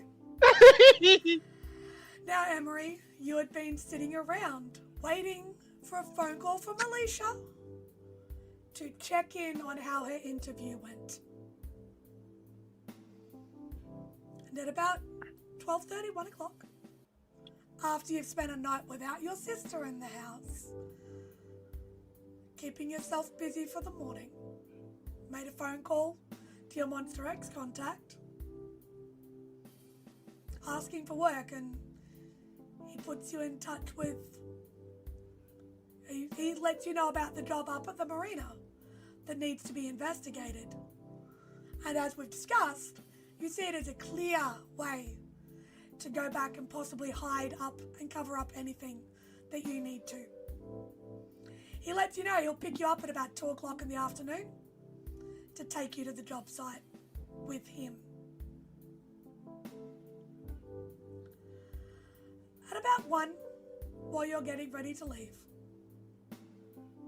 is when Alicia calls. Of course, Alicia being your girlfriend that you met at the flea market, who you're a little concerned about after she told you about the opportune job offer she was given. With all of this chaos, where is Emory's head at? There's a lot to deal with. She hasn't felt close to her uncle in a very long time. So, unfortunately for her, her uncle's death is sad, but it's not prevalent. She didn't know Deva at all, and she knew we were the leech, so Emory just sees that as a job. Yeah. But she's very worried about her girlfriend, with everybody talking about how their loved ones are being taken. Mm-hmm. So there would be a heavy sigh of relief when you see Alicia's name come up on your phone.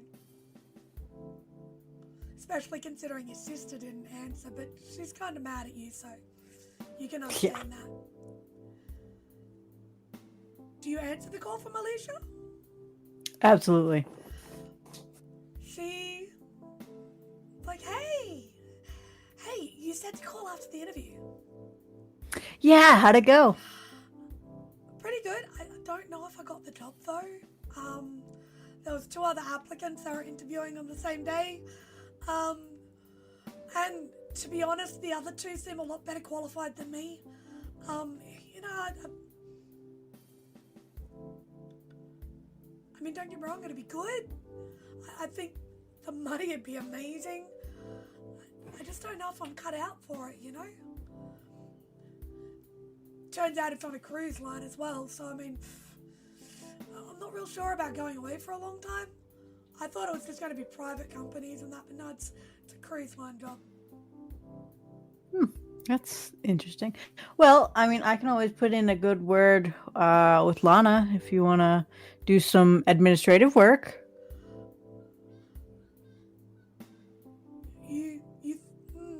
Look, I appreciate it, but I've got two left thumbs, I suppose you could call it, when it comes to typing. That's why I work on my feet. That's why I do what I do. I love working in the kitchen. I love being around food. Admin? Stuck in an office? I don't know how you do it. I'm not in the office all the time. What about starting your own place, though? I mean, come on. You know I don't have that kind of fun, Sam. No, but you can get that kind of funds. We can do a little fundraiser. In this economy? Really? Yes. Everybody loves a good fundraiser. Come on. Let's try it. What, you want me to do a bake sale at the freaking flea market or something? Yeah, that would be great. I love your optimism. But look, I'm just going to wait and see if I get a call back about this job. I think I'm just going to have to keep saving for now and maybe look at the workforce a bit more. But I appreciate it, and it's cute. And I know you want to give me the money. But no, I've told you.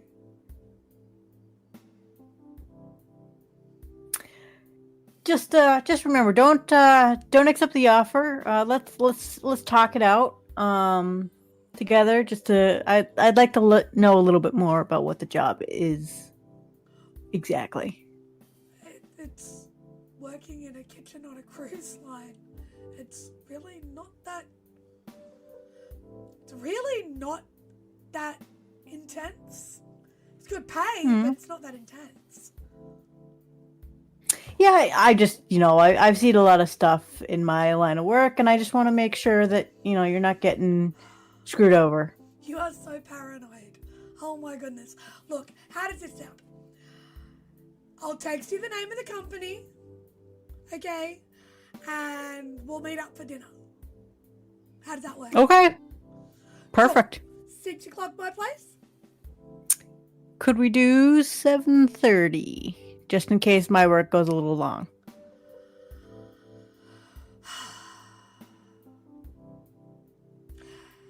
How about I wait to hear from you before I cook? Okay. Oh, look, last time you said that, how long was it? Look, I'm only Anyway. It's fine. Oh my goodness, you have no sense of humor today. Anyway, we'll go for dinner. You let me know. We can just order in when you get here. Okay? Okay. Yeah, that sounds great. Okay. Alright, well, you be safe. I'll talk to you soon, yeah? All right. Okay, Love you. bye.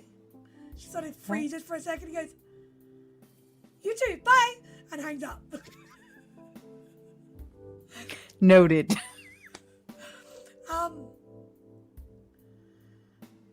So probably about 5 minutes later, you get a text message with a business name. It's like Host Incorporated. Yep. Some sort of, a quick Google search, which I'm not even going to make you roll for, reveals that it's a commonly known contractor for cruise ships. Mm-hmm.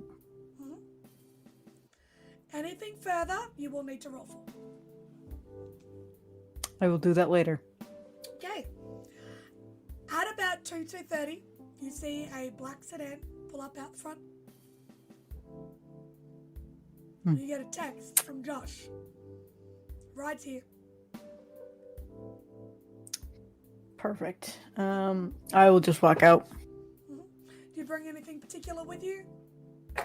Let me look at my list of stuff, first of all. Okay. I am going to put on my Kevlar vest that goes under my clothes. Yep. Just in case. And I will bring my pistol. All right. I don't want to bring anything else. Oh, and my PI license, but I always have that. Yeah. So you get in the car. Josh sort of looks you up and down. It's like, all right. So here's the deal, and sort of starts to drive off. And through the course of the drive, he sort of fills you in on what they know. They were called in to have a look at this because someone found a stake carved amongst the rubble when a couple of divers went down. Which, if anything like that comes up on local scenes, it's almost an instant flag for a lot of the agents. They sort of go, oh, what's that? And one of the high-ups noticed it and sent you guys in to have a look. Josh was like, yeah, come and cut your teeth with the org. Come on. To have a proper look and see what we can find. So, during the hour and a half drive, he fills you in on what they know. It lets you know that it looks like the actual vessel is partially submerged, in pieces. There was the stake found. It was very strange the way the victim was found. So the individual that was found deceased, in pieces from the explosion. But there was a few things around, certain candles, lines drawn in blood in the walls that were not seen when you guys entered because you were in way too much of a rush. And some interesting footage on the cameras around the area. So as you arrive, now I want you to give me a wits and insight roll, please, as Josh is talking about the footage on the cameras.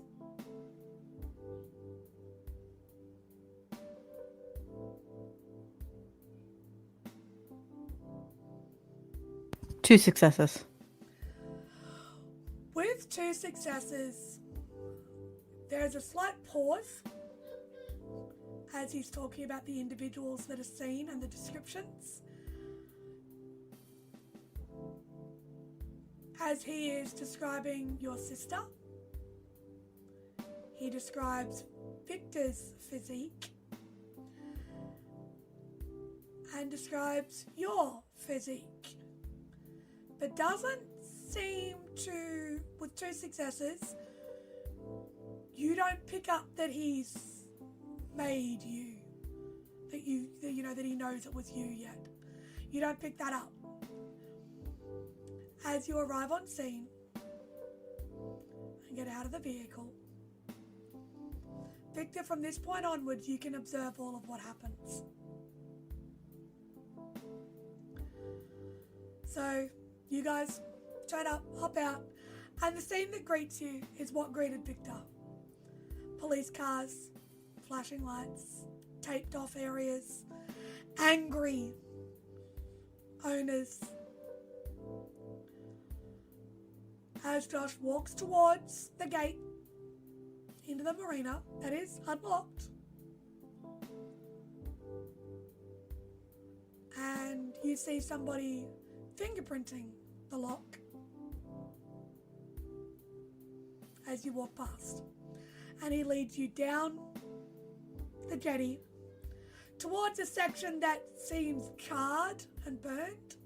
You can see sort of like smoke and char lines up the boats that were sort of opposite it. The boat that was behind it appears to have had a hole put through it by some debris flying, and is listing to one side.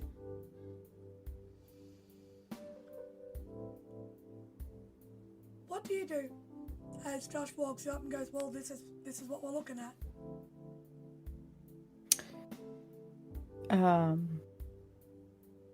You said that there was potentially a stake, yes? That was one of the things recovered. It's in evidence currently.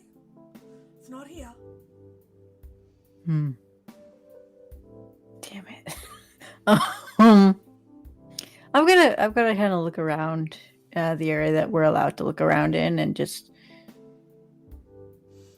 check in if there's any other evidence that could be of concern. wits and investigation, and I would also like either manipulation or charisma and subterfuge from you, please.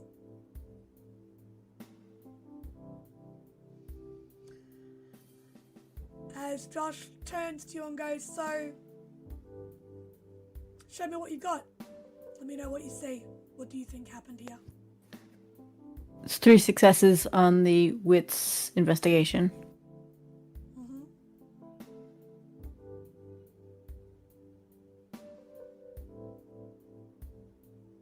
And 3 for the charisma and subterfuge. Okay. So, with 3 on your wits investigation, looking around, and the thing is, you kind of have prior knowledge of what happened, but you're trying to not give that away. As you walk up and down the marina, they have put in a temporary sort of floating platform so you can hop down and look closer. You see carnage. There's a moment of gratefulness that you got off this boat, just because, you know, otherwise that would have hurt. You can see where the explosion where the center of the explosion would have been, and as it sort of panned out, you can see not much more than you already knew. But there's a moment where you sort of come around and you can see a piece of timber floating just as they start to lift everything up. And there's like a blood splatter where you know he would have been. And it does sort of hit you slightly. And you turn and you see Josh is staring at you.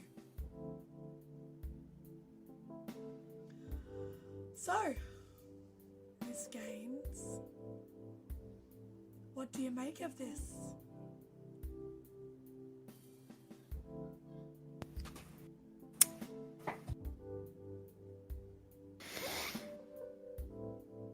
So I'm guessing you know what happened. We're aware that there was an explosion. We're aware there was a stake. We're aware that I was called in. And he looks around at everybody around him, including civilians. That's all I need to know. Or is there something else I need to know?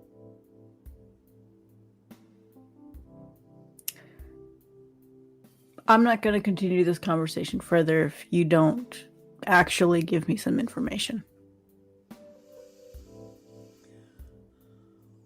Well, as I'm sure that you're aware, there were 3 individuals seen breaking into this marina. 2 broke in.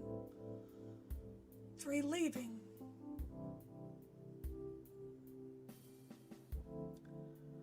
I'm sure I don't need to explain what's about to happen next. As he steps back, gestures to 2 officers who come forward and start to place you under arrest for the murder of Brian Gaines. They read you your rights. Do you resist them placing you in cuffs?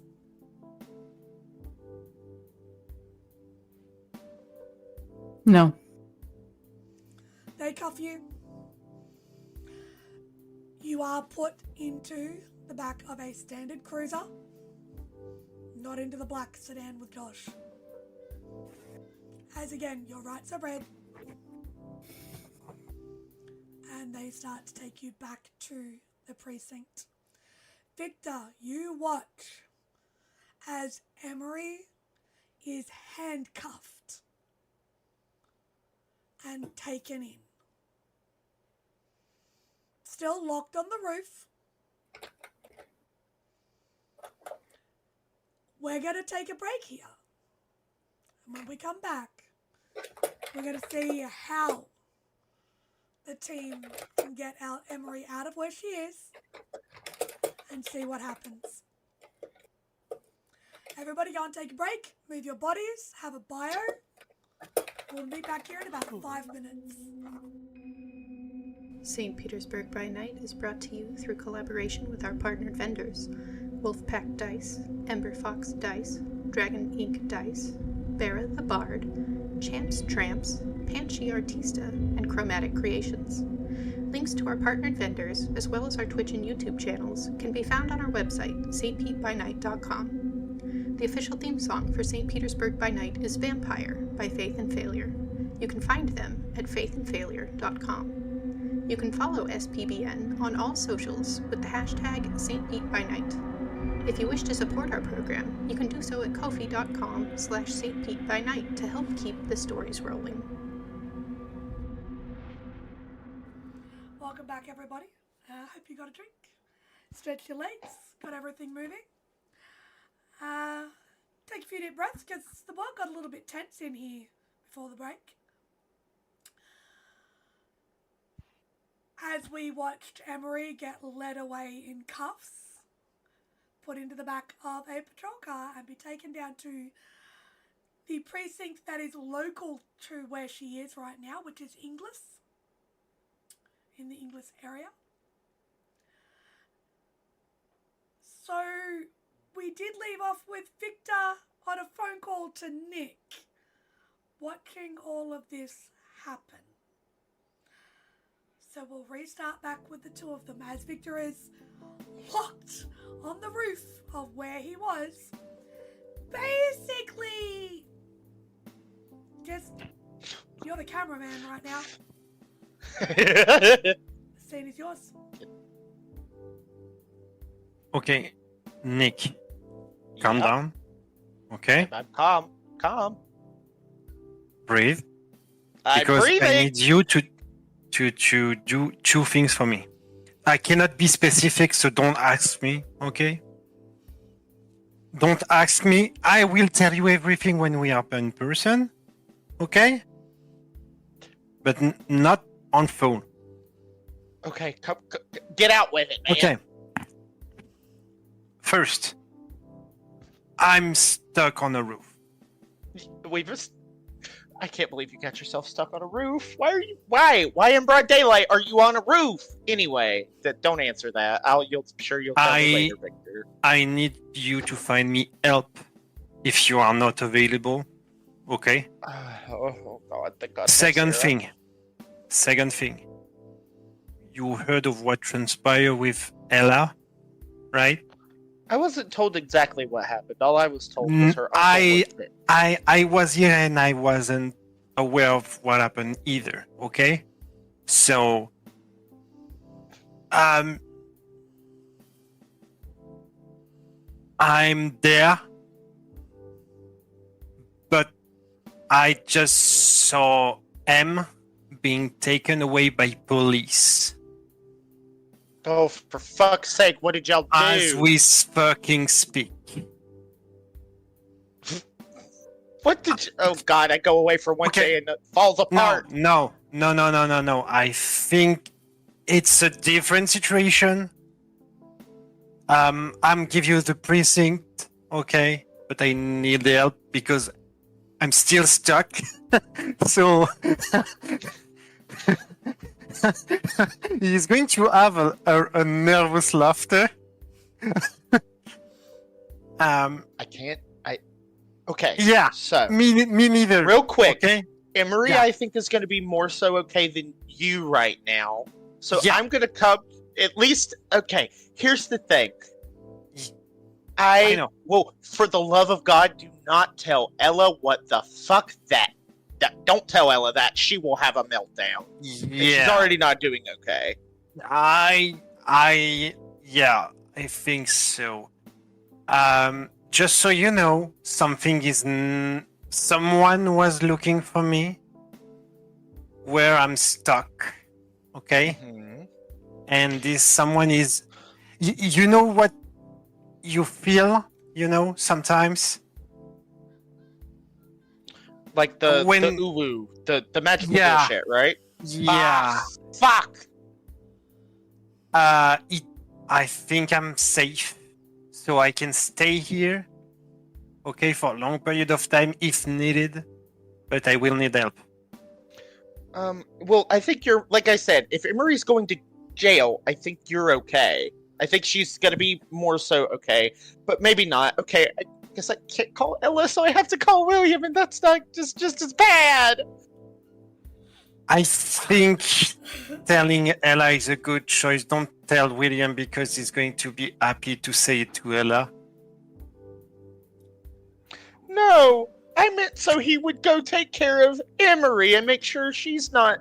This Sable situation is so fucked, Victor. Yeah. I don't know who to trust I- anymore. I don't know. I'm just in the fucking blur right now. I don't understand. I know. I would Sorry. like both of you to make me a wits and awareness roll, Oh shit. as you have just mentioned out loud over the phone.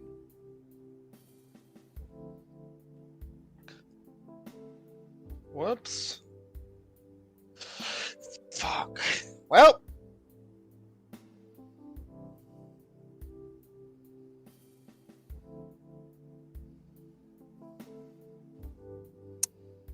Fuck. You have no willpower left. Yep. What was your roll? 3 success. 3? Okay. I'm spending a point of willpower. Mm-hmm. That's 2 on 2 die. Probably not With enough. a 3 and a 2.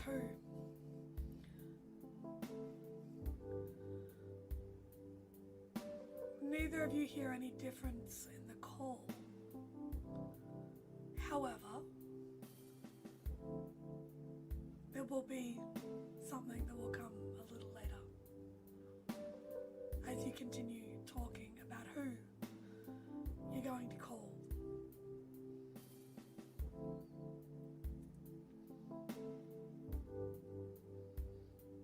Remember, you don't know this in character, so please continue. I because John we- need a moment to process. Yeah. Because we don't know about the overreach, right?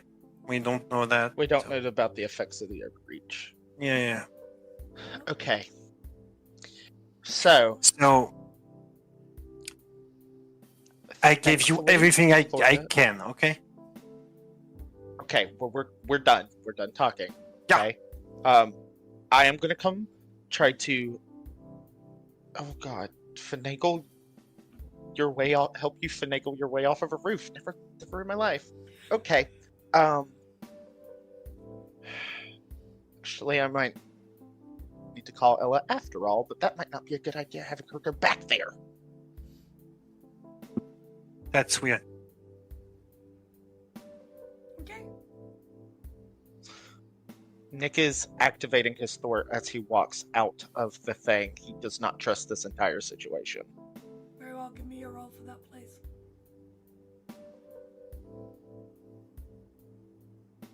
As you end the call, deciding who it is you're going to call next. Victor? Are you going to make the call to Deb? Yeah. Okay. As you pick up the call, pick up the phone, and you dial in the number that you know, that you were given.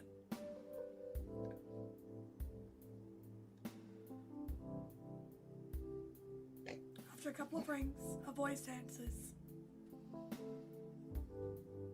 Yep. You got Deb.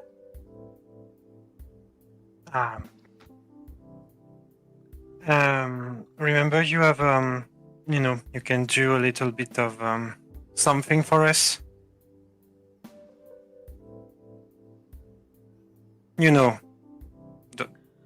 who is calling. I'm sorry, who's this?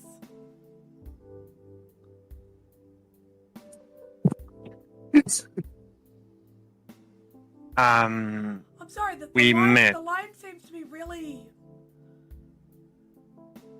There seems to be some interference in the line. Sorry, Yeah. I can't quite hear. I can't hear your name right now. There seems to be some interference in the line. Do I pick up what she's saying? Maybe it's an insight roll to see if you pick up what she's putting down for you. Laying it on thick.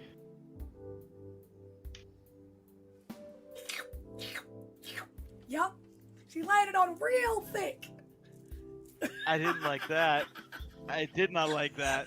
Ah, I love my sound effects. Sometimes it's wonderful.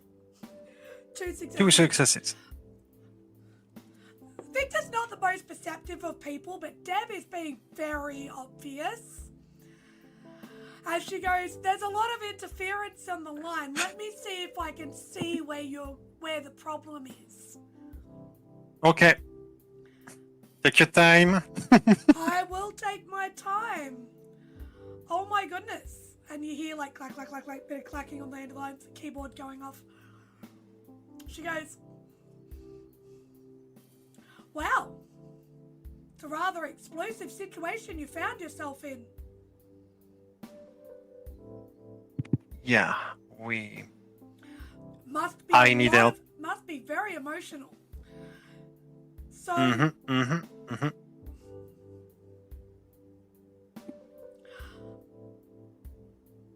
I'm going to see if I can get you a backup actor. It appears that one of your main production have been taken off stage. I'll see what I can do. Yeah. Just hangs up. Yeah. He's going to break the phone. Just to be sure. You're going to break the last line of communication you have to anybody? Okay. Yeah, just to be sure I'm not tracked. Especially, she's been very... As you break the phone, before you have told Nick what building you are on the roof of, and the actual location of where the incident occurred,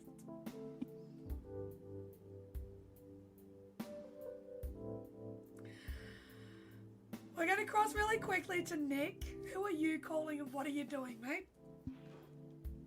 Well, he can't decide. Tell Ella that Victor's stuck on a roof or tell William. So he's going to 3-way call the both of them and kill 2 birds with 1 stone. And not going to mention Emory at all. Okay. Son So, of a bitch. William and Ella, you're going to call through. Now, at this point, it's about 4:30 Monday afternoon. Okay. From Nick and William.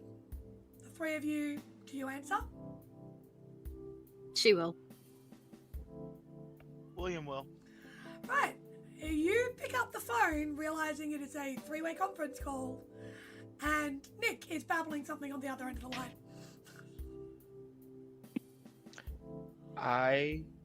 Apparently Victor's stuck on a roof. He didn't tell me where he's stuck on a roof at. What the hell did you get into, Ella? At least where did you get into it at would be helpful. Did he go back? I don't know. I don't know where he was at. You know what they say about guilty people returning to the scene of Oh, a crime? please, William, shut up. Are you gonna help me or not? I know where he is. I Then might tell kill me him where when he I is. find him. She will rattle off the marina and the address. Yeah. It's about an hour and 30-minute drive away from where you guys are. Okay. Well, I'm going over there with or without you two because apparently there's some going on, and no, I'm not leaving Victor by himself. Is Victor having fun times on top of a roof somewhere? Is that what you're saying? I don't think he knows what that is. Anyway, anyway, are you two gonna help me or not? Clearly there's some people looking. I'm not entirely certain what we need to help with. Get him off the roof Why without can't- an how did- incident. he got up there on his own. Can't he get down? He's not a cat. Do we need to call the fire department? No, I don't really think we need to do that, because that would just draw attention. I think my presence would probably draw attention too. Clearly. So you need to stay. So obviously, no offense, Ella, I feel like you need to stay home on this one. Probably what he should have done, but you know. Well, Victor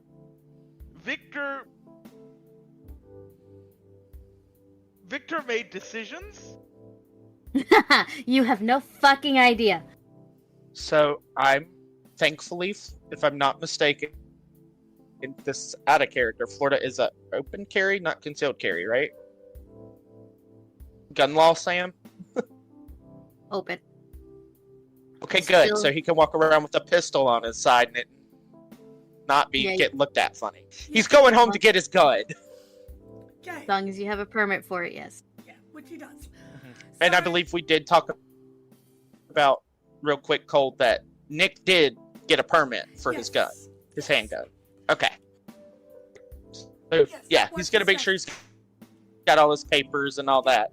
Yeah, get all of his papers and stuff, and he's gonna go home and get his handgun because he doesn't normally carry it on him. But the gravitas of the situation seems to lend itself that he may need to actually potentially cause a problem himself. So, to expedite this scene, just to clarify, we have William and Nick heading to go and cause some sort of a distraction and get Victor off the roof? Nick and William were not together. Nick was at his shop. He was having this conversation in the back room of his shop Yes, but he was. before he left. But are you going and taking William because you're saying you weren't taking Ella? If William wants to go, Nick is not going to force him. William's So it's gonna up go to- mainly because Nick's talking about bringing his gun like an idiot. To a situation in which escalating this is just going to make it worse. They're all like, I don't know about the arrest thing, but I know that they blew up a boat and then they returned to the scene of the crime, and now Nick is bringing a gun to the scene of a crime. So William's gonna go to try to talk some sense into Nick. So that way we can maybe not get arrested today. Can I just say, as your storyteller, when William is your voice of reason, abandon all hope, ye who enter. Correct. Nick has hit his breaking point with all of this Okay. the night before. So, While you guys formulate this sort of set of information and this plan, Emory,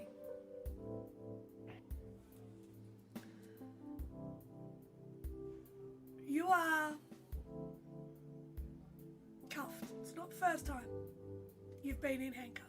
A little bit of trouble when you were younger, but also training for hostage negotiation and things like that. Something that you know how to handle it. It's not a big deal. Where is her mind at as she is put in the back of the car, back of the cruiser, and taken down to the English precinct? I think she's probably in assessment mode. She's trying to assess if she's truly in absolute trouble or if she's going to have to take the fall for this. But she could sway for a bargain deal, things like that. Okay. So, during the ride, which is only about a 5 to 10 minute car ride, your thoughts run to a few different places. Part of your training would be, however, wait and see what happens before you make a decision. Because with her actual training, all of her actual time spent in college through the Defence Force itself, you would have learned how to handle this situation. You arrive at the precinct, you are taken in your processed prints photos, everything. Given the opportunity to make a phone call, who would you call? I'm gonna call Alicia. Okay. So it rings. She picks up. Hello, Alicia speaking. Hey. Hi. What's going on? You're a bit early. I'm gonna need to rain check. I don't know when I'm gonna be getting out, but I need you to let my sister know that I am at insert precinct here. What's going on? What happened? Are you okay? I am perfectly fine. There's just been some things going on and the potentially false allegations. I'm not really sure, but I'm working through it. Okay, can I have Ella's number? I would have given it to her before. So she's like, okay, I'll give her a call and let her know where you are. Are you sure you don't want me to come up? Have you got a car? Have you got the car today? No, she has it, which is why I kind of want her to know, but she's not picking up my calls right now. So please just let her know. Okay, sure. Are you sure you don't need me to come up there? I don't want you anywhere near here, please. Oh, It's for your safety. okay. Are you sure you're okay? Very sure. Thank you. Okay, I suppose I'd better go give her a call then. I'm sure I can handle a rain check. Thank you for letting me know. I appreciate that. Of course, you're my one and only call. Hearing that, she's like, what did you do? Hold on, what? Are you I'm gonna hang up. What are you? As you hang up,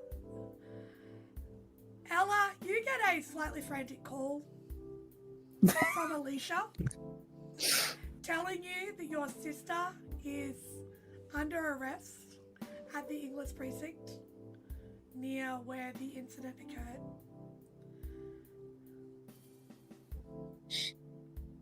He's gonna try not to lose her shit on the phone with Alicia and calm her down and tell her that she will take care of it. Are you sure? Do you need me to come with you? I don't have a lot of cash, but if we need to post bail, I'm sure we can figure something out. Do you want some help? Please. No, I think I think I should take care of this. I will call you and let you know as soon as I have an update. Okay, please do. I mean, look, your sister's a bit of a dickhead, but yeah, I kind of love her, so. I know you do. Okay, I will get to the bottom of this. I will call you.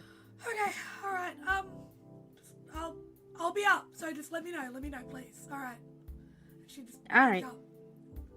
So you are now left with the knowledge that your sister is. Victor is on the roof. Your sister is under arrest. I'm gonna immediately call Nick. Okay. Let's play telephone tonight, folks. We are. I love this. This is like my favorite session so far, and I've had a lot of fun with it. Okay. You've got Nick. Nick? Yes. Did Victor maybe mention that Emory got arrested?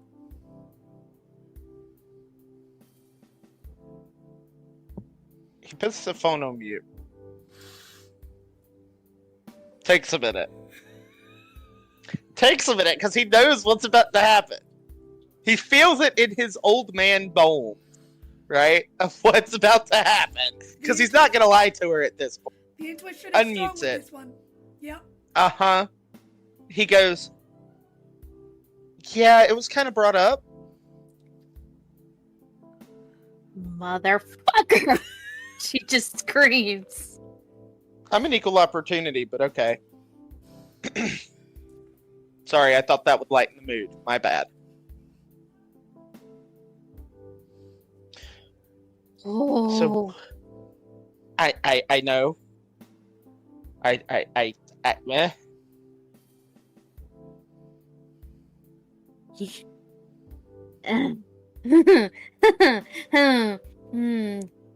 Do I let her suffer or do I call Dustin?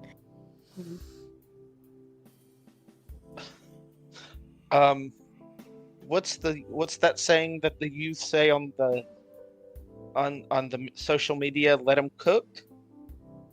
I don't think that applies there. Actually, never mind. Disregard me.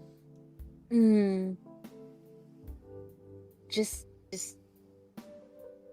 why would they both go back? Why would they both be so fucking stupid? I Go back. have no clue.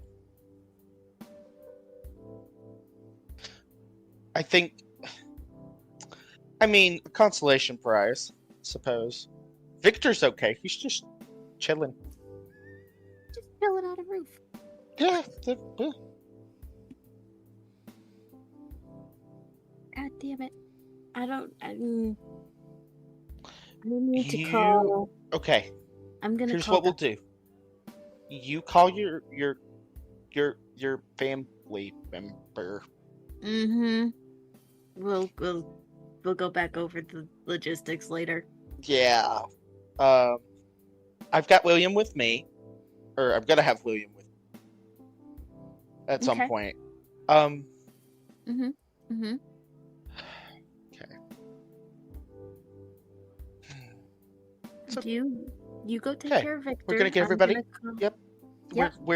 You go have a cup of coffee, take a nice deep drag of a cigarette or whatever you do, and just breathe, Ella. It's okay. We're gonna get this sorted out. Mm-hmm. You go take care of the dumbass on the roof. I will get the dumbass out of jail. One's under a roof, the other's on top of a roof. Quite the predicament. Yes. I will call you later. Yep, let me know how it goes. Click. Mm-hmm. Calling Dustin. So we'll resolve the conversation with Dustin, then we'll do a quick jump back to Nick and William before I do a final check-in with Victor and Emory. So Ella, you pick up the phone, you call the number that you have for Dustin. Your grandfather. Mm-hmm. You're just gonna, hey, how's it going? I would like you to give me a wits and insight roll straight away before the call starts. God damn it.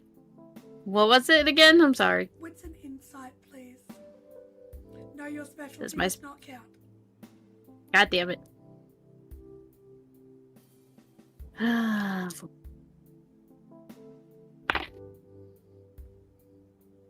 Using a willpower. Man, these guys are willpower hungry tonight. That's Victor. I've only used 2. I just meant the group in general. That's 4. 4 successes. You hear his voice come through the line. It sounds weaker, tired, older. Hey, what's going on, girl? Is everything okay? I'm sorry to bother you, but You never a bother. Don't say that. I told you, if you need me, you call me. Anytime. Emory is currently the one in need of a lawyer at the moment. Oh goodness, who did she punch this time? If I'm not mistaken, it's gonna be for more than an assault charge. Okay, well, William did mention mentioned that she'd been aggressive towards him in the past. Did she finally shoot him? Nope, not William. It's real complicated. Remember Uncle Brian that I mentioned? Yep. I remember. Let's just say there was an incident at a marina yesterday. He's dead. They might be trying to pin it on M. Okay, now is the time to stop talking. Mm-hmm. Give me 2 seconds. And you sort of hear him shuffling around and moving around a bit. As he goes, right.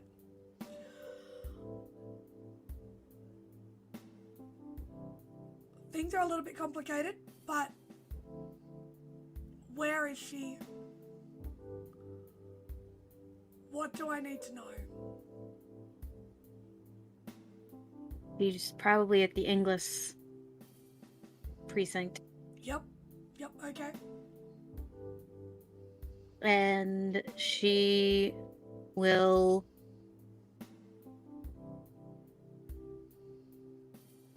God, I don't know what she's gonna need. I don't know what they have. So what she needs is legal representation for now, yes? Yeah. Alright. I got that. Do you want to come with me? Probably not a good idea. Understood. Why am I not surprised you two got into trouble together?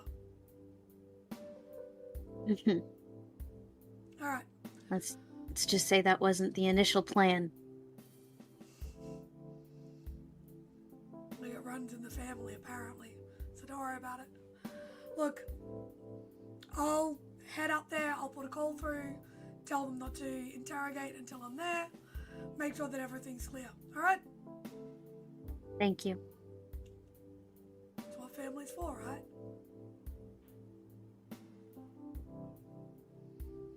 Alright.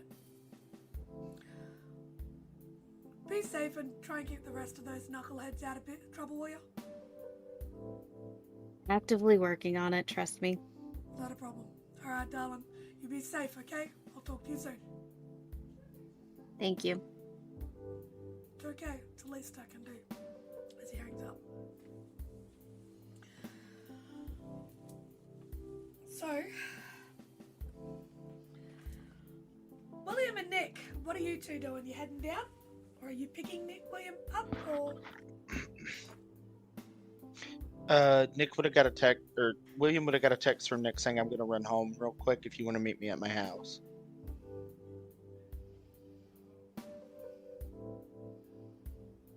Can't hear you. William, There we are. William, against his better judgment, is going to meet Nicholas at his house.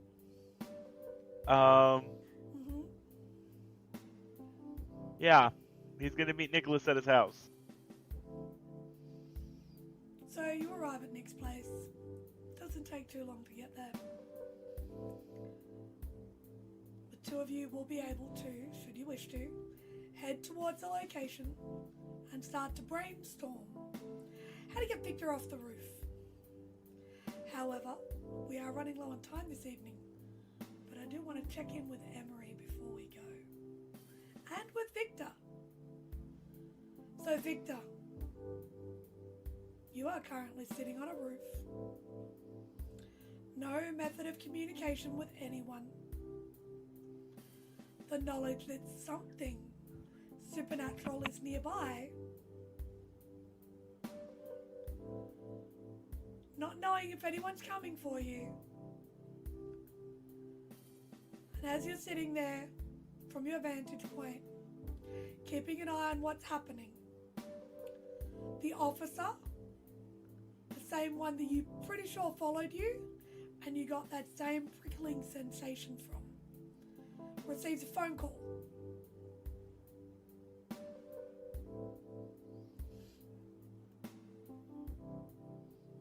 And he answers it, and he looks up, and he looks around up high. He's going to lay low then. Dex athletics roll for you to drop before he spots you. As he is actively scanning the roofline.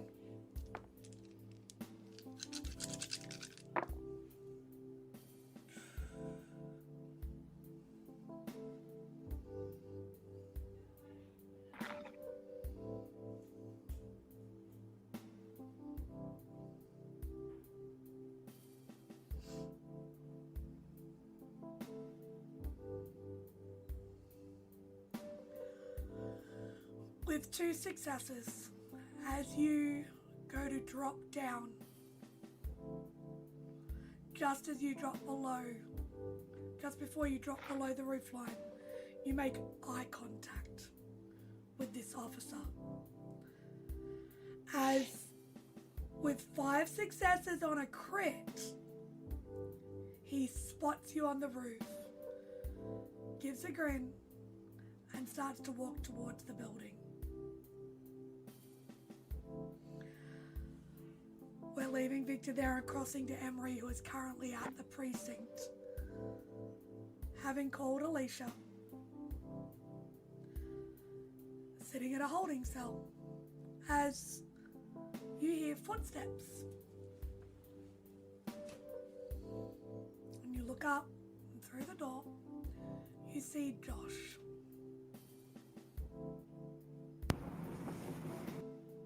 Staring at you. As he reaches forward silently, says nothing, unlocks the door, looks you dead in the eyes and goes, I'm going to need you to answer a few questions, Miss Gaines. Follow me, please. She'll get up and follow. There is an officer that walks behind you as you are led into an interrogation room. Glass of water. Plastic cup actually of water sitting on the table for you. You are uncuffed. There is a chair for you to sit on as Josh sits on the other side of the table. Starts a recording device. Following recording is the interrogation of one Emory Gaines in relation to an incident at, states the English Marina. Presiding officer, and then stops the recording.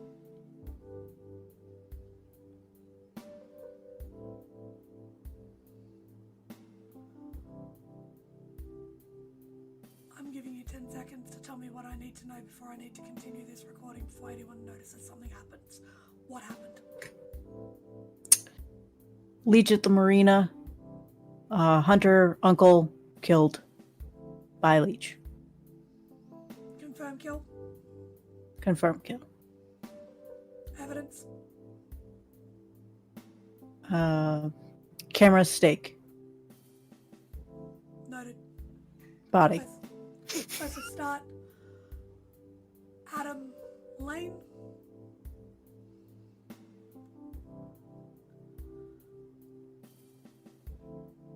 No phone call or no legal representation present at this point in time. Miss Gaines, where were you last night at approximately 9:30 in the evening?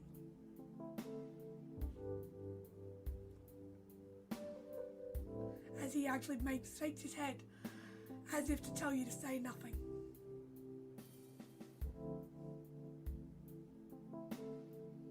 Are you planning on answering any of my questions, Miss Gaines? Do you give any response at all? As he's almost gesturing to you to not. Yeah. No, she'll stay silent for the whole conversation. He asked you all the questions. He asked you who is Ella Gaines, who is Victor Hollow, who is Brian Gaines, who is David McLafferty. He runs through all of the names. Why were you at the marina? He runs through everything, and he keeps asking you all these questions. The longer you stay silent, the more you see almost satisfaction in his eyes. It's like, good job. As probably about 15 minutes in, you get a knock on the door. An officer opens the door and goes, up. A moment.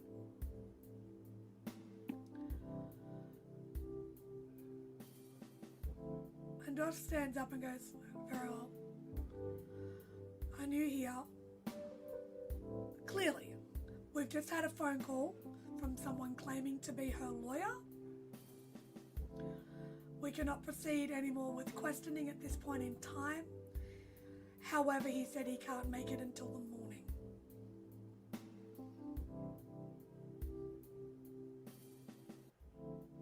Josh gives a nod, turns to you, goes, well, Miss Gaines, it looks like you will be the guest here for the evening.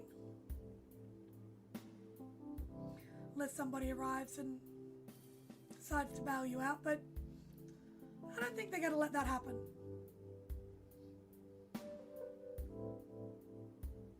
He just looks at you and gives a nod. And I want you to make a composure resolve roll, please.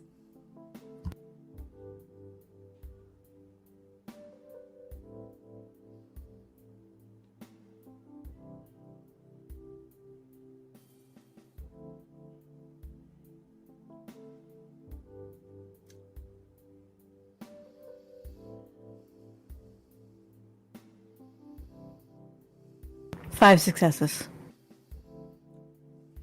Hold on a second.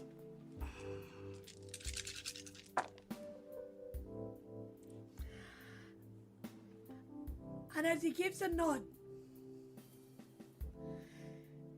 you feel a weird push or pressure in your mind.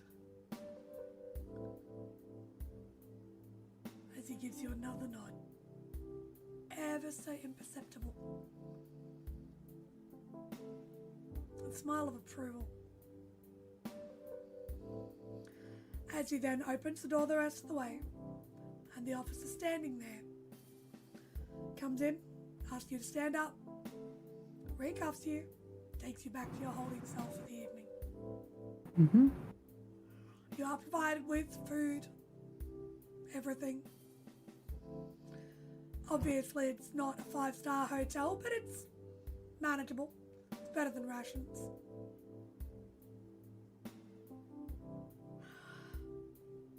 But just before sort of they call lights out, Josh walks back past. Night, Miss Gaines. Sleep well. I'll nod. And you hear a voice in the back of your mind. First test passed. Good job. That's Josh's voice. That's where we're going to leave tonight. With one Emory Gaines in jail, one Victor Hollow on the roof. Help is incoming, folks. But just how much will those overreaches impact on the cell this time? For all the desperation that occurs, sometimes you can push the danger slightly higher. Good night, everybody. Keep your eyes on the ground. We'll see you next episode.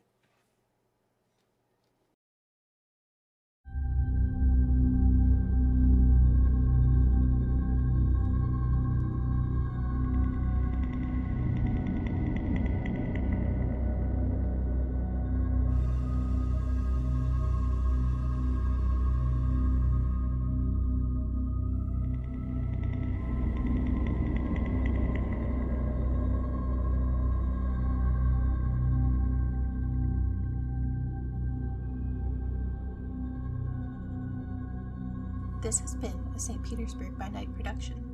What the Hell Is That is produced in agreement with the World of Darkness and Darkpack. The storyteller for What the Hell Is That is Cole. Tonight's characters were voiced by Sam, Nabbers, John, Kingdom, and Nexus. Visit our website at stpbynight.com for more information about all of our productions and how you can become part of our community. Thank you for listening. Until next time, fangs, stakes, and claws out.